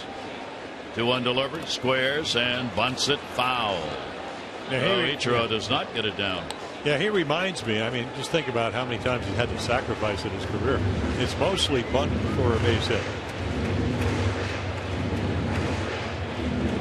So he's getting ready to go. Not that he's not trying to sacrifice. It's just, have Louis Aparicio. He couldn't square around a bunt, but he could sacrifice bunting for a base hit, because that's what he did. Paredes will stay still in on the grass at third, even with a 2-strike count. 2-2. Pitch on the way. Ichiro not bunting, and jackknifes away. 3-2. Yeah, how do you not get hit by this pitch? That ball is about 18 inches off the inside corner or more. Be slender, be slim. Yeah. Agility. Don't like to get hit. I don't blame him. So 3-2. Drew at first base. Will he go? Nobody out. 3-2. Runner not going. Ichiro taps it foul. Well, the other thing, and one of the reasons, if you're running, it doesn't matter about your lead, but he was going back to first base. Marlin, apparently he doesn't have his move. Doesn't want to get picked off. Looking over at Rob Thompson in third and seeing if anything's on. 3-2. Jimmy Paredes still will be on the cut of the grass here at third base. And the delivery, and it's a walk. So that'll put runners on at first and second base. Don't miss the excitement of the postseason. Place your deposits now in a convenient and affordable 2015 13-game season plan. You'll receive pre-sale opportunities for the ALCS or upgrade to a 29-game or full season plan and be guaranteed tickets to at least one ALCS game. Don't miss the great postseason upcoming at Camden Yards. Go to Orioles.com/postseason to make your deposit and reserve a spot for the playoffs. Well, meanwhile, Rob Thompson, third base coach with Jose Pirela, just called up about 4 days ago just to make sure that if anything's on, he's got the bunt side. There's nobody out here. Pirela's grounded out and popped out. Orioles look like they have the wheel on, charging first and third. Pitch will be taken. He did square. So they're going to try and get a play at third base, at least on that one, as Pierce was coming in hard and Pirela was staying back. So you got Webb getting up. Dave Wallace is coming out, and sure what he's going to say is, TJ, you're a pretty good defender. Whatever is on, you got to throw a strike. Nothing happens until you throw a strike here. Now you can't assume he's going to bunt, because maybe he won't. But you live for throwing the ball at the knees. Let them put the ball in play. They'll give you an out. You'll decide whether you want McFarland to pitch to Gardner or the infield in, maybe, or you'll walk him to get to Jeter and bring in Ryan Webb. A lot of options, a lot of stuff going on in the tie game. Only 2 walks have been surrendered in the ball game to the Yankees. One by Gausman, now one by McFarland. As the strikeout pass ball, though, kicking the inning off with Drews at second. So see if Pirela bunts here or not. Pierce coming in hard at first. Wheel on again. Takes the pitch up high and still does not throw a strike, and it goes to 2-0. Well, there's a lot of distractions. Just think about it. How often do you ever pitch when a guy's trying to bunt? Give you an out. So you see him square around. That's a distraction. You need to throw a strike. And then when you start thinking about it, that's not always easy to do. Pirela's holding tight. Paredes rather holding tight at third, trying to get a play there. Again, they charge. It's a great bunt. Only plays at first, and they're not going to get that either. A tremendous bunt by the rookie Pirela. Joseph trying, but can't get anybody, and they're loaded. Yeah, well, he falls down trying to get the ball, and then Steve Pierce saves about probably 2 runs. Because right now, Caleb Joseph knows I have no chance. But he tries to make the play. Look at him, almost falling down, and Pierce comes to the rescue. Actually, it's Kelly Johnson, because Pierce was coming in, and Kelly Johnson reads the throw right off the release point. Otherwise, that ball goes down the right field line, and it's 4-2. So the bases are loaded, nobody out. Here in the bottom of the 7th inning of a 2-2 ball game. Brett Gardner, leadoff batter, singled, struck out, reached on an error. And Gardner gets away from him. It's down low, not far enough for the runners to advance. Well, McFarland, just a bounce ball. Way out in front. A little surprised that Caleb didn't turn around and try to block it. A little bit fortunate the ball came up and hit him in the chest protector. Gardner has a 5 for 15 with the bases loaded this year, including 1 grand slam. They are loaded for him here with nobody out. TJ McFarland, 1-0 delivery to him, and that's going to miss inside, and again working behind the hitter at 2-0. Gardner's 1 for 7 off McFarland. He had hit a home run on Sunday off a left-hander. 17 of them. That's 8 more than he's ever hit in the season. And he'll look somewhere in the middle of the plate, just try to drive it somewhere. 2-0 count delivered to Gardner. He takes it. It is there for a strike. Gardner much better in these situations with a runner in scoring position than that overall .256 batting average. Key moment obviously here with neither team having scored since the first inning. And Pirela getting the bunt base hit is the first hit the Yankees have had since the first inning. 2-1 delivery on the way. Gardner a chopper. Runner coming home. Pierce coming home. Throw. They got him. Force out at the plate, and that was the only play Pierce had. And he got it. And now baseball theater. Yeah, here comes Buck Showalter. And here comes Jeter. Yeah. Oh, nice play by Steve Pierce. He can hit, he can defend, he can think, he can do all the things that help you win a game. Snap, throw, force play. That'll be it for McFarland. He'll leave responsible for the 3 base runners on.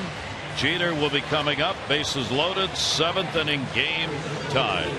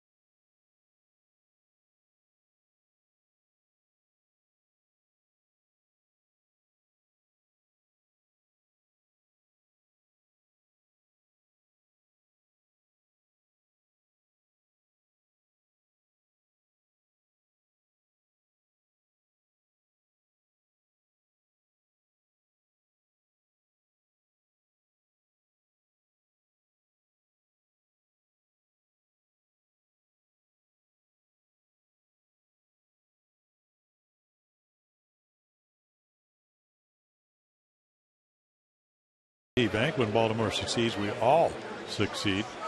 Ryan Webb. Pitched the other night, or other afternoon actually, against the Yankees. 2/3 of an inning, hit, earned run. Did give up a home run, high fly ball center field by Chase Headley.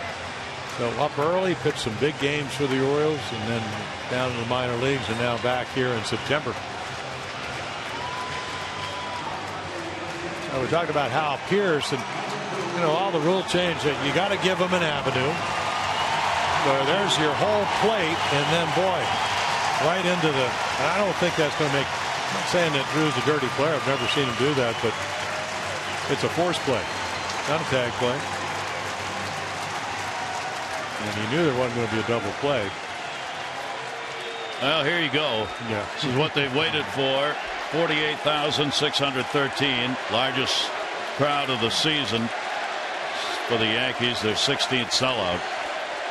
Well, we showed you his .309 batting average career, but with runners in scoring position, it's even better at .312. He's got 2 for 10 with the bases loaded this year. They are loaded here in the 7th inning. Game is tied. The Orioles will play for 2. The infield in a couple of steps. Jeter will take it for a strike from Will. He's faced Ryan only a couple of times, 0 for 2. Yeah, Adam Amari, the home plate umpire, his strike zone's not going to change here in the 7th. I don't think. The ball kind of borderline either way. 0-1 count. Jeter broke it back, ground ball. It'll go to short. There's nothing. It goes into right field. 2 runs will score. Markakis will back it up. Ichiro and Pirela score on a broken bat ground ball, and the Yankees have a 4-2 lead.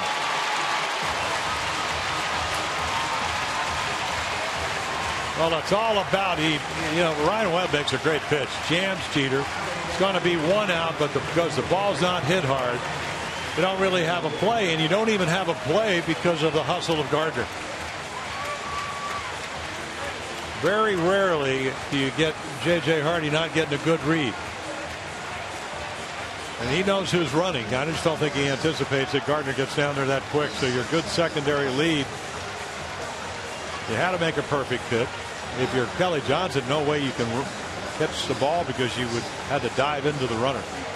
Jeter will be credited with an RBI on the fielder's choice. The other run will score on the error to Hardy. And the Yankees up by 2, and Brian Matusz on to pitch.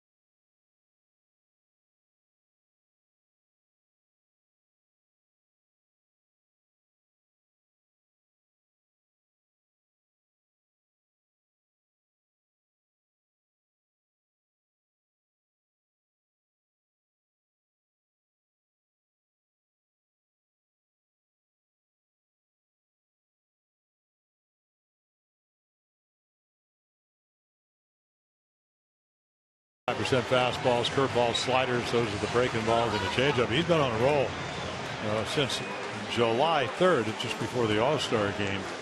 26 appearances, 1.27 ERA, and that's 3 earned runs in 21 and a third innings with 4 walks and 29 strikeouts. Inning yesterday. McCann, who hits well against left-handers and has gone 2 for 7 with a home run off Brian Matusz, will stand in, the Yankees' number 3 hitter. So Jeter gets the go-ahead RBI. The other one reaches on the error charge to Hardy. That also allows Gardner to go to third. Runners at first and third, 1 out. Orioles, of course, will play for 2 here. McCann is 0 for 3. A couple of fly balls, and he reached on an error. Orioles have 3 errors in the ballgame. And that will be taken inside for ball 1. So far, all the runs in the ball game earned coming into this inning. See what happens here for the rest of this inning as to whether or not 2 runs or any more that are scored, if they're scored, or earned. 1-0 count. Gardner at third base, Jeter on at first. 1-0 delivery. McCann takes it outside, and Brian Matusz falls behind 2-0. So the Yankees now 4 runs, 4 hits. The Orioles 2 runs on 3 hits. And the hit that got this, what got it started, of course, was the Drew strikeout, the pass ball. That's what started the inning. Then the walk to Ichiro and the. So that's like another. Hit. That's like another error. That's 2-0 delivery on the way, and a fly ball to right field. It'll get a run in. Tagging up will be Gardner. Throw will come into second base. Sac fly. RBI for McCann makes it a 5-2 game. So 5 unanswered runs by the Yankees after the couple of back-to-back home runs have started. And McCann does exactly what he wants to do. Look for a ball to get in the air and get in that 5th run. So now 2 down. Jeter remains on at first base. And Mark Teixeira coming up. 2 strikeouts, and he has grounded out. Teixeira 7 for 20 against Brian Matusz with a home run. Infield shift on, not completely around, but mostly, and a strike taken. Now the only other guy, I remember when Bruce Chen pitched for the Orioles, and Teixeira was like 6 for 10 with 5 home runs. They had open base, and he pitched to him, and he became 7 for 11 down in Texas. Teixeira watching that one outside. Teixeira this season against the lefties 225, 217 off right-handers. Only 4 of his 22 home runs against left-handers. 1 ball, 1 strike. In the air, not deep to center. Jones coming hard, and he'll put it away. So Teixeira's retired, so are the Yankees, but they will pick up 3 runs in the inning. They did it on just 1 hit and lead it 5-2.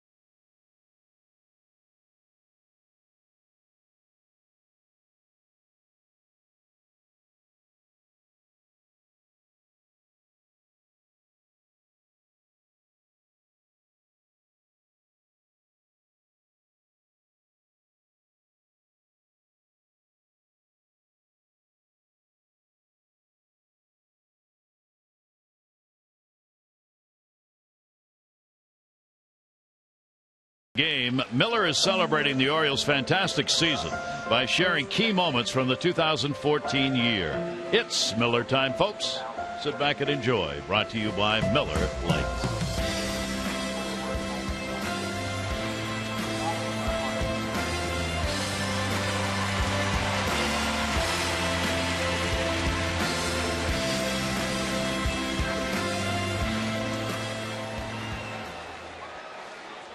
So the Orioles are going to have to come back in this one as we go to the 8th inning. A 5-2 lead and all 3 runs in the 7th inning unearned. Charged to McFarland. So 2 against Kevin Gausman, the starter. On 3 hits over 5. McFarland an inning and a third. 3 unearned runs. Only 1 hit, 1 walk, 2 strikeouts. Some misplays by the Orioles defense that led to the 3-run 7th. Kuroda's gone the distance on the other side. He hasn't walked anybody and has struck out 7. The Orioles have not had a base runner on since the 3rd inning. Well, a 1-out single by De Aza. Yeah, you mentioned it earlier. If he did pitch a complete game, something he did once last year, this year 8 innings the most, and it was against Tampa Bay. If it had been on the road, when they gave up 2 runs, he probably would have got a complete game. So if he does go 9, it looks like they have somebody maybe getting loose in their bullpen. Still want to win the game. 82 pitches, pretty efficient, and a swing and a miss, and there's 1. His high pitch count high is 109, so it looks like at this rate he's probably going to be underneath it. Little splitter just floats down and away. I think it's going to be on the plate. It just runs away from your bad hit.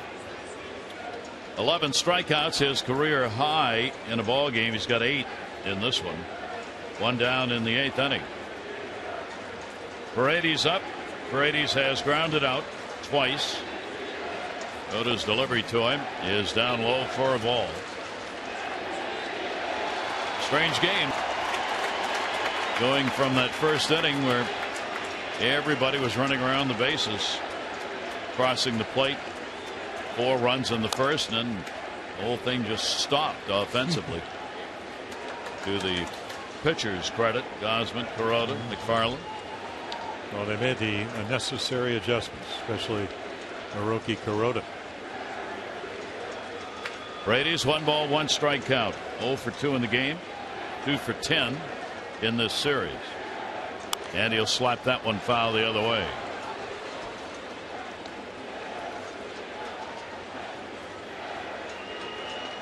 Remember, the Angels are not playing today. The Orioles trying to catch the Angels in wins for the most in the American League. The Orioles win. They'll cut the advantage to 2. Otherwise, it'll be 3. Foul ball. Teixeira over to get it just in case. Yeah, they don't put the shift on, but he's certainly, to catch that ball, playing him the pull. Let's remember, 71% of balls by major leaguers are pulled.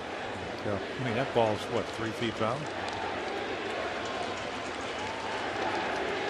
1-2.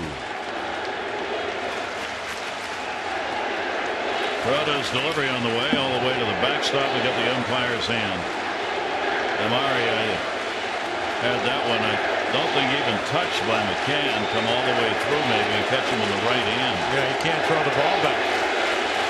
Little cutter. And he just keeps coming. And then that hurts. Jeter doffing his cap. Standing ovation. You can see the emotion of the Yankee shortstop. Trying to hang in.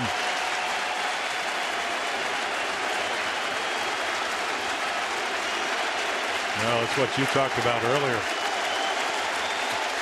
You know it's going to end. It's just you don't know when, and now he does. 2-2 delivery and a swing and a miss. So another outstanding pitch, able to get the 2 strikes and then just bury the Oriole hitters.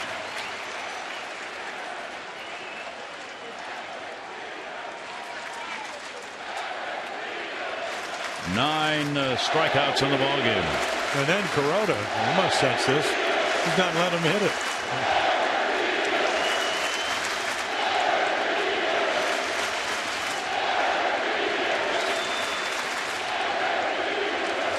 Two down, nobody on. Joseph up 0 for 2 in the ball game. 8th inning.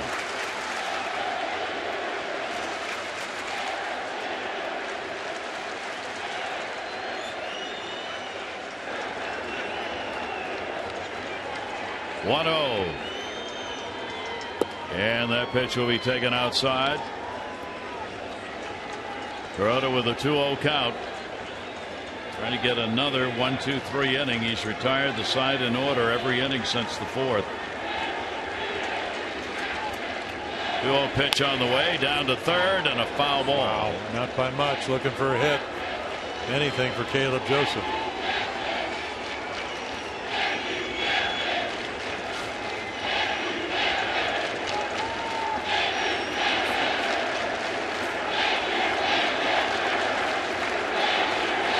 They'd have to send, what, 6 hitters to the plate before Jeter would get up in the 8th.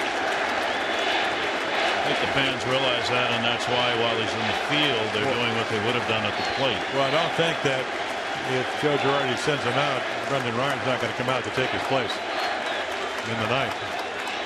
2-1 strike count, 2 down. And that is there on the corner.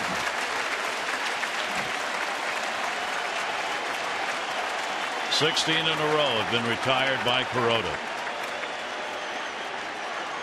2 balls, 2 strikes, 2 down.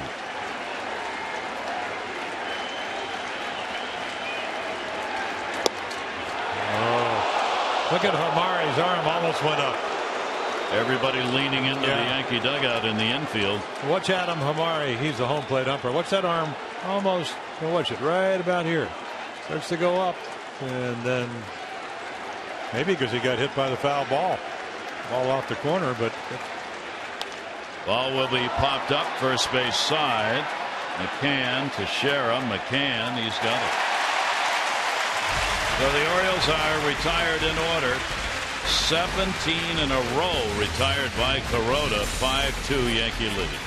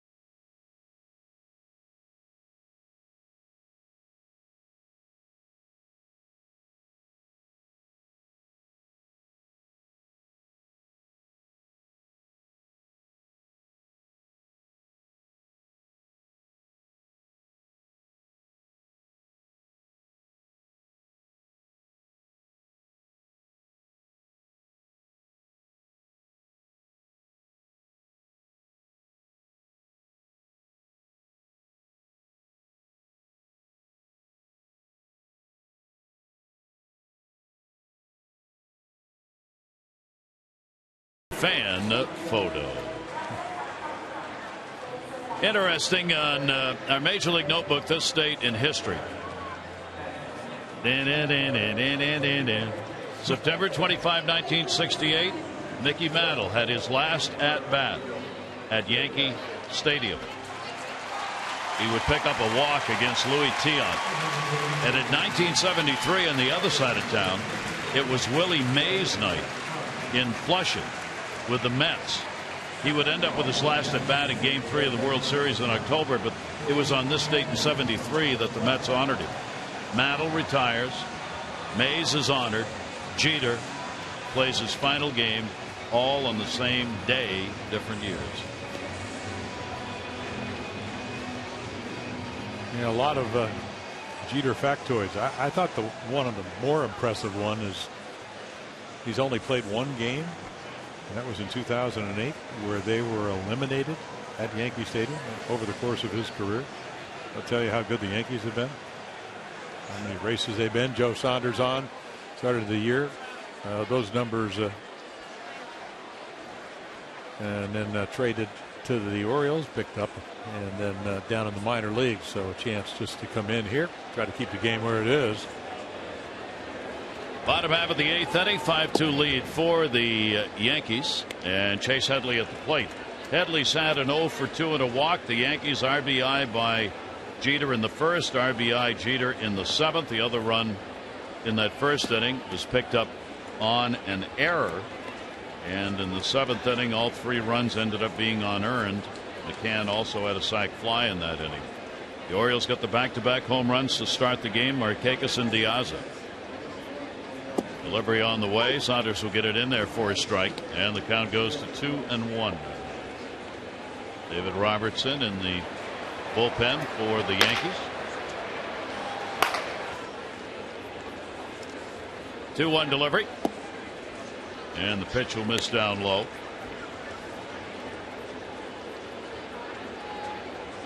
Three ball, 1 strike count. Brian Mattis, 2/3 of an inning, zeros. Ryan Webb just zeros. That's going to be caught. Great catch by Paredes, going up to get it. Well, never any doubt about his agility and athleticism. Boy, a lot of tools. One of them, good reflexes there. Headley was thinking maybe I'm going to get a single. Ball hit hard. So Saunders 3-1 had to throw a strike. Paredes there to save him. And one away here in the 8th inning. That'll bring Young to the plate, a single. Back in the first, he is 1 for 3 in the ball game. Saunders pitched to him, will miss for a ball. Yankees leading at 5-2. The Orioles 13-5 against the Yankees on the year. This is the 4th game, of course, in this set. Yankees win it. Teams will have split these 4 games, but not done yet. Another at bat left to go. Girardi, you know, decision already made about what he's going to do regarding Jeter, coming out to play D and then pull him out of the ball game for a substitute after he's on the field. There is Derek, the motion clear while he was on the field that last half inning. 3-0 delivery, and that'll be outside. Under surrenders the walk, and Young is on. Kids Peace, in partnership with the O's and Buck and Angela Showalter, invite you to run or walk in the 5th annual Kids Peace Trick or Treat 5K. It's Saturday, November 1 at the park. You can dress in your favorite Halloween costume, enjoy the fun course. It ends on the field. Prizes awarded, top runners, age group winners. Most importantly, proceeds benefit Kids Peace Foster Care and Community Programs Maryland and D.C. Delivery on the way will be taken for a ball. You can find information at kidspeace.org/5K run. 1 down and 1 on. Drew got that 7th inning started with a strikeout and a pass ball. 1-0 pitch to him. That'll be taken for a strike. Ichiro waiting on deck. Yeah, Joe Saunders only 33. Starter all his career. I'm wondering if he continues, maybe he'll become a bullpen guy. He'll be the first. David Huff out here. starter a long time ago. There's a good breaking ball there. Yankees would love to get 3 guys onto the plate, and then if Gardner didn't hit in the double play, Jeter would come up. Joe Saunders for the Orioles, working in his 5th game. 1 ball, 2 strike count, runner on first, and that pitch just misses inside. 2 balls, 2 strikes.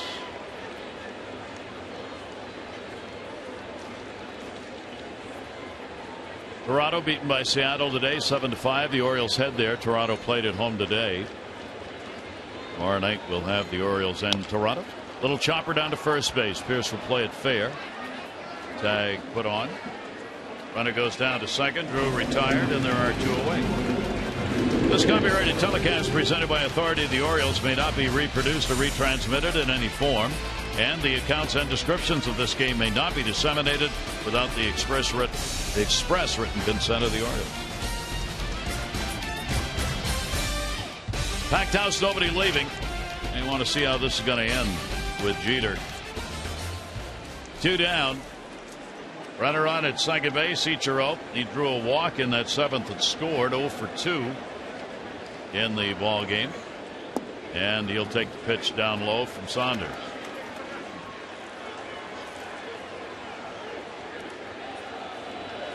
Yeah, Joe Saunders, as far as Oriole lore is, go back to that wild card game in early October against the Rangers 2012, got him into the division series.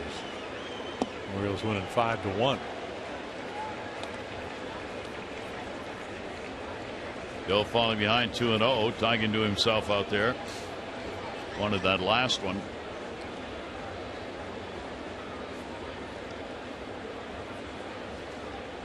Runner off second base, Young. 2-0 delivery. Ichiro takes again. That's a strike. Comes back to get it 2-1. White Sox, Kansas City tied 3-3. KC battling with Detroit for that division title. 1 will be the division, 1 will be the wild card, 1 will play the Orioles. In all likelihood. Here's the 2-1 delivery on the way. Ichiro reached for it. Saunders goes up to get it. He'll make the flip over to first base. No runs, no hits, no errors, and 1 left on. We go to the 9th. It's the Yankees on top by 3.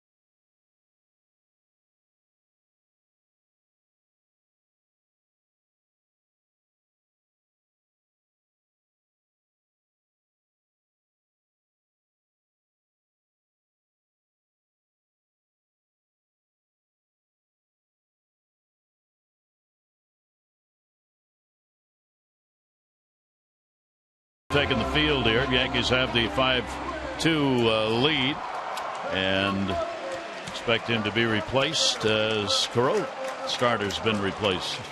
Yeah, David Robertson will come out. I mean, he's having a terrific year. Mariano Rivera last year, it was his farewell tour. So a lot of numbers, 38 out of 42. Strikeout king. Been on a roll when it comes to that. 85 strikeouts his last 53 games. Cutter, fastball, and a really good curveball.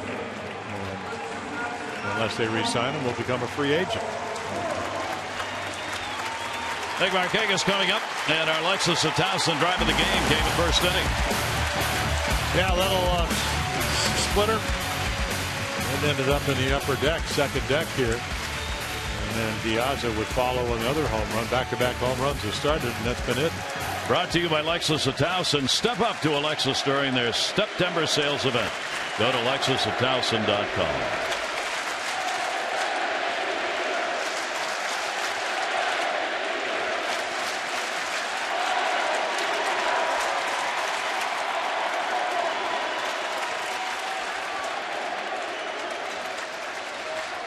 Through all of this, Nick Markakis stands in, ninth inning. Orioles down 5-2. Ball will be fouled away.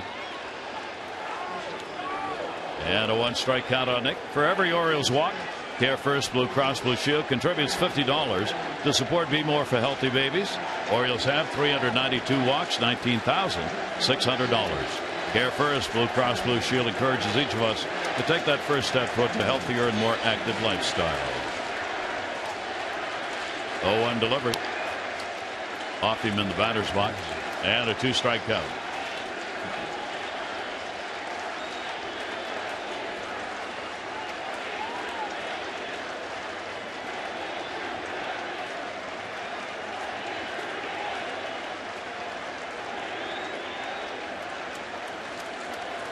Yeah, 15 at-bats against Dave Robertson, 3 hits. Hard to have real good numbers against Robertson. Stuff is that outstanding. 0-2 delivery on the way, and that'll be in the dirt. Orioles still trying to get a base runner on. They haven't had one since the third inning. As Kuroda left, retiring 17 consecutive Orioles. Diaz single in the third was their last base runner. He didn't walk anybody. Boy, how about the emotions flowing.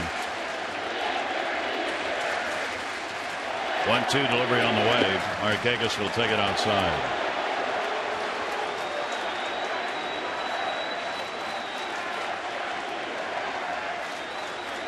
Buck was asked, will you be emotional? He said, yes.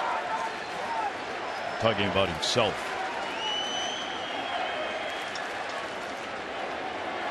2-2 delivery on the way. Markakis takes it. Robertson doesn't get the call on it, and it goes 3-2. Yeah, backdoor cutter. Just try to start it off the outside corner.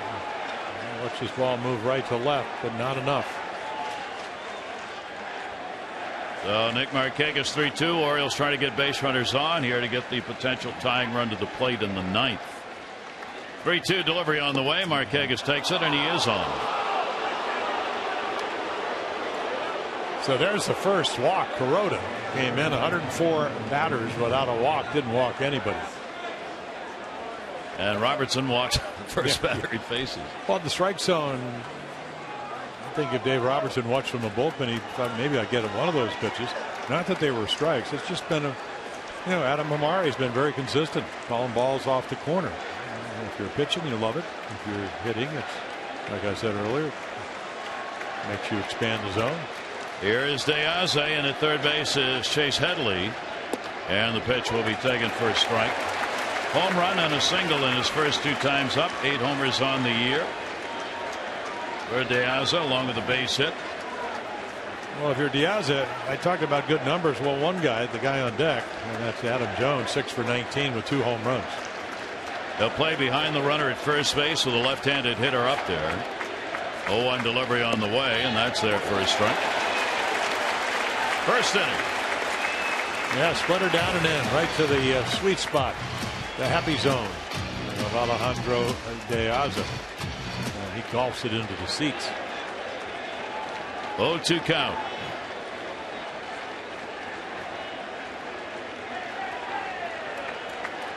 Robertson's delivery to him and takes it. Started around, held the bat back. Difference in this ball game right now, 3 unearned runs surrendered in the 7th inning by the Orioles, who have been charged with 3 errors in this game. 1 ball, 2 strike count.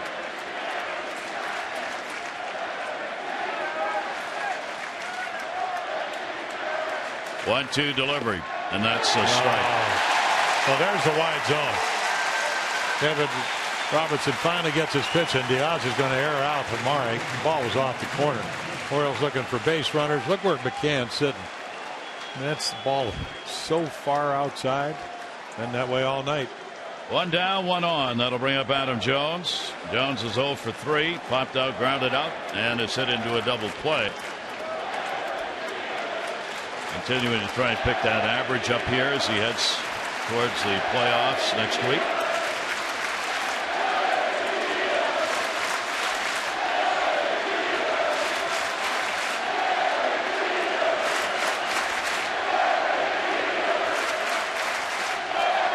Inside for a ball.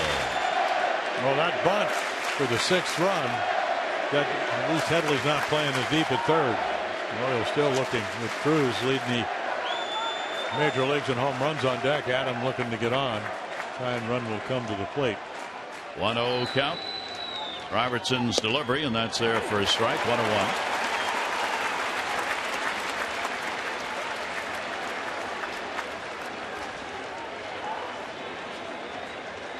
Adam finishing up with a better than .280 batting average against the Yankees. He's had 3 home runs against New York this year. 1 ball, 1 strike count. Robertson's delivery to him, and he'll foul that off. Spanked that one into the seats in a hurry. Right over the cameraman. 1-2.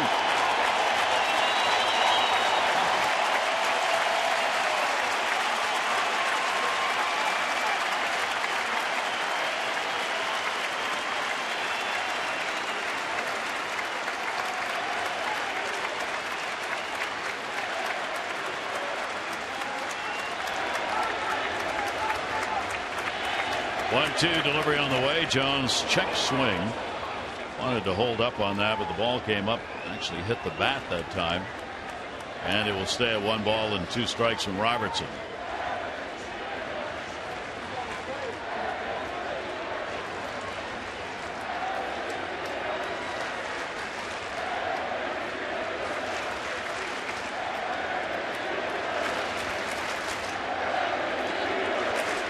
Runner off first base, Nick Markakis. Delivered to Jones. Wow. Almost getting that was up and in.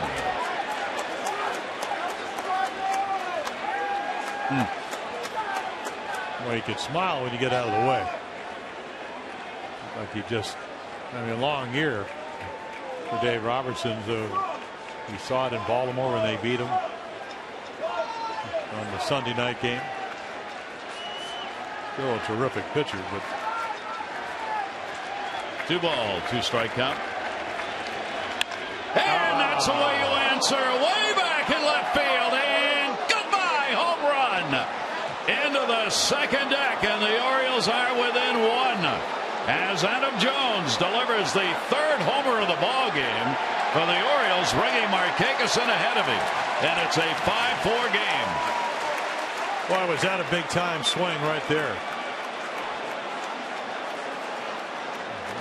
As you mentioned, home run number 28, trying to get the 30, 33, 32 the last couple of years. You want to buzz me under the chin, take that. Wow.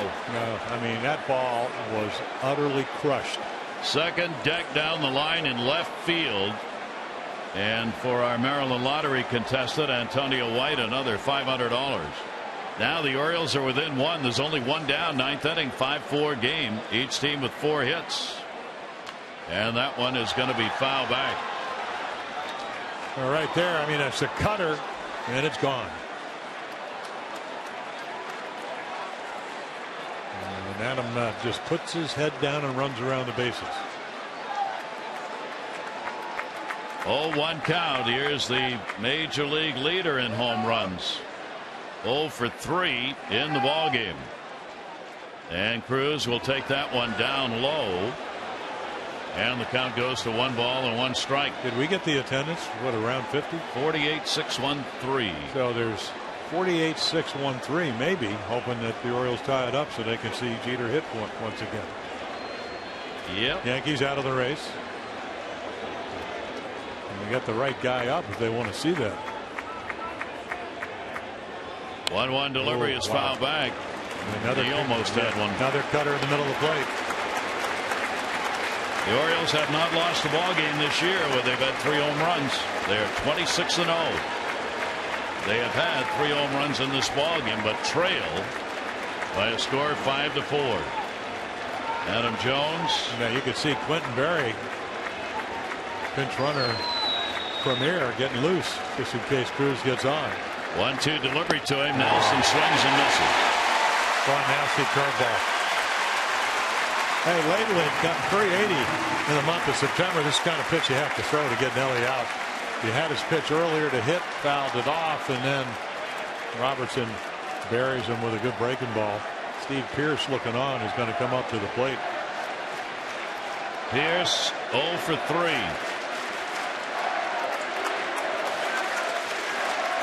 Bases are empty, but another home run threat. Betances in the bullpen. Pitch on the way. Fly ball left field. It is deep. It is back. And goodbye. Home run. The Orioles have tied it.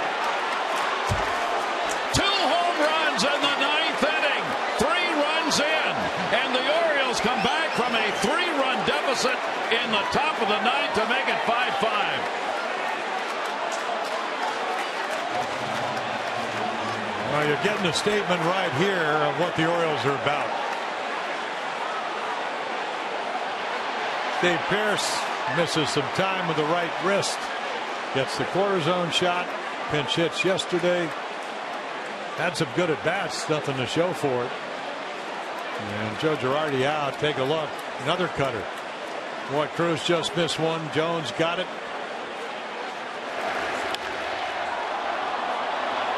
This ball high and deep, and when it comes down, it's going to be tied. Pearce gets his 3rd home run against the Yankees this year, and the Orioles bench celebrates a big comeback. Rothschild went out, the pitching coach, talked to Robertson. The bullpen's ready. They will not make a move here as J.J. Hardy stands in. And talk about disrupting the script. Coming in with a 3-run lead, 9th inning. If there had been 2 down, nobody on, no runs, Girardi would have somebody in for Jeter. Most likely. Because he's turned away in disgust. I watched him on the bench after that home run by Jones. He wasn't going to take him out with a chance the Orioles would tie, and now they have. And a pitch is taken for a strike. 0-2. Well, now everybody knows they get to see him hit in the bottom of the 9th. Orioles will have their bullpen ready. The closer, Zach Britton, Evan Meek with him. J.J. Hardy, 0-2 count, 2 down. And Hardy puts it up in the air to right center field. Gardner is over. And Gardner's got it. So the Orioles, a dramatic comeback here in the 9th inning. They get 3 runs on 2 hits. Jones, his 28th home run. Pearce, his 21st. Bottom of the 9th, 5-5.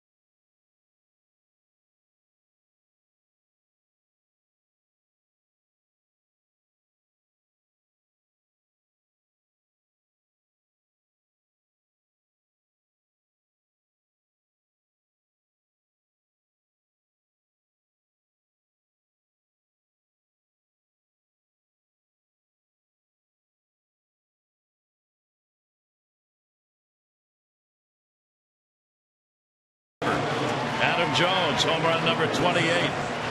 Drove in Markakis, who had walked ahead of him. Pierce back in the lineup for the Orioles, starting at first. 21st home run tied the ball game up. So the Orioles 5-5 will go to the bullpen again. Saunders an inning and a walk. He's out of there.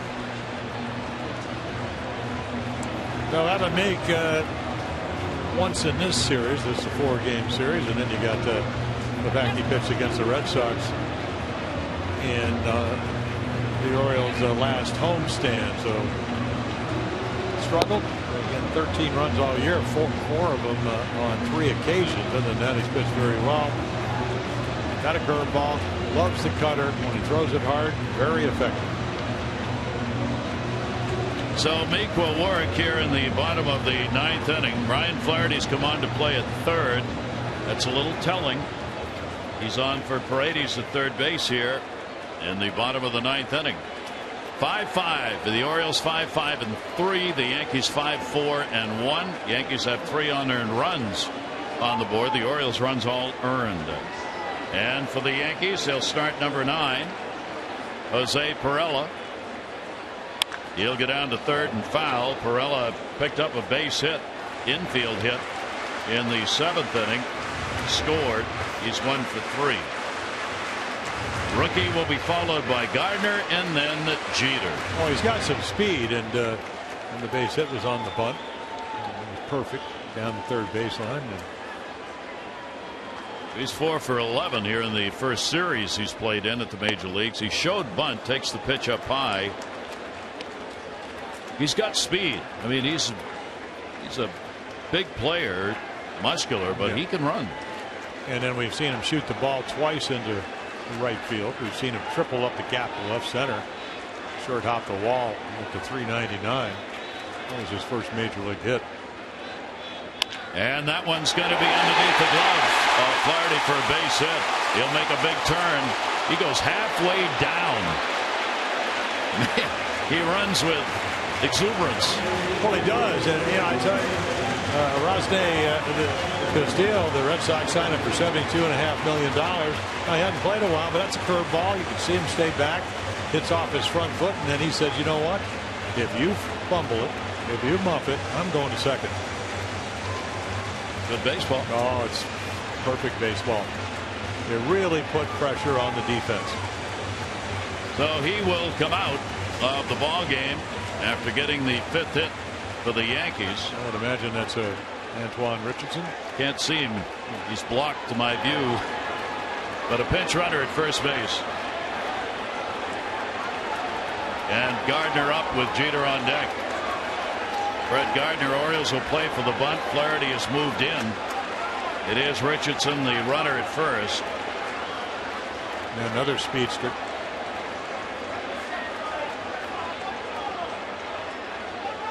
See if he bunts or not. Doesn't show anything at the plate.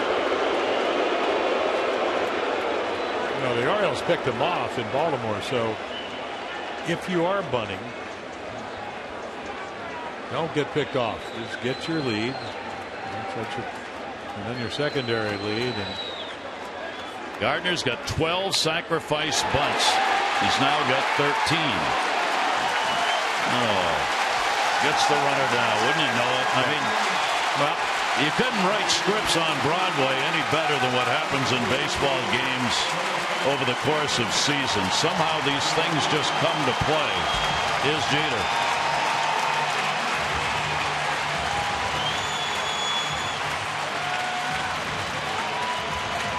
Well, if you're a Yankee fan, and even if you're not here, even if you're somebody that roots for the Orioles and you're watching, in your mind's eye, and you got to go back a long way. How many big hits has he gotten for? You know, I was looking at some of the numbers. 343 in the division, 257 championship, 308 in the World Series, All-Star game. Best pitchers in baseball, 440. Potential winning run at second base. Jeter's got 2 RBIs in the ball game already. Double and a fielder's choice. Runner at second. Jeter goes to right field. He's got a base hit. Here comes Richardson. Here's the throw to the plate. He's safe.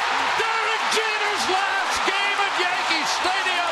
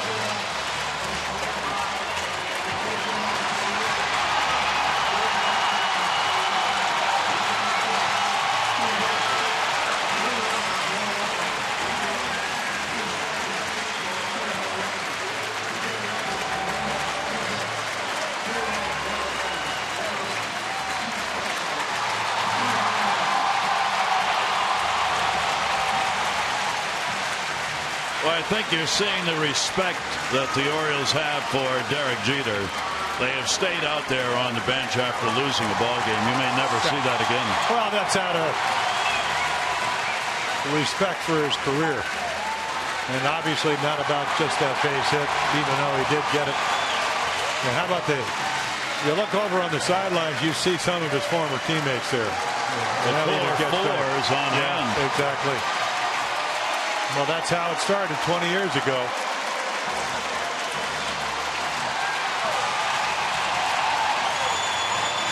And I'm not sure if he's seen them yet.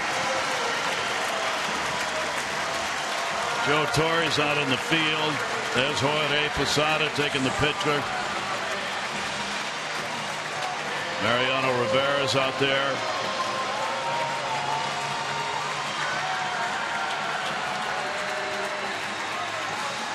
CC Sabathia.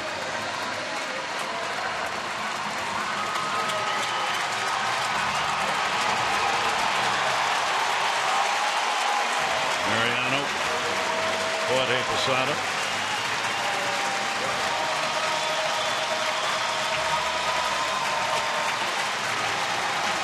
And there's his Hall of Fame manager. Joe Torre. Yep.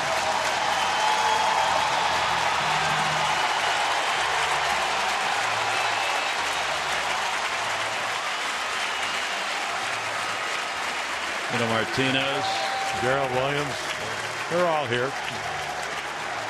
Now he'll go alone here.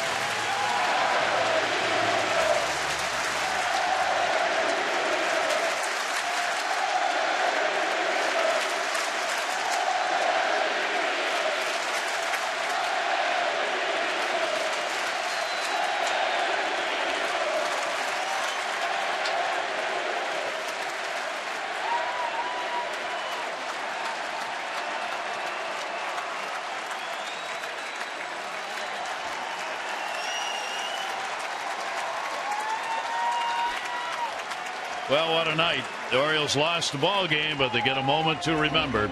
And that will do it here in New York for Jeter and for the Orioles. Orioles now head to Toronto. Chris Tillman takes the mound against Drew Hutchinson. Our coverage on MASN 2, 6:30 O's Extra, presented by Dodge, followed by our game coverage at 7. This has been a MASN presentation. Jim and Rick, O's Extra, presented by PNC, is coming up next.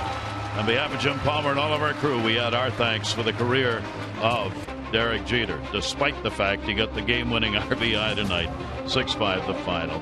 For all of our crew here in New York, I'm Gary Thorne. Thanks, everybody, and we'll see you tomorrow night from Toronto. Adieu.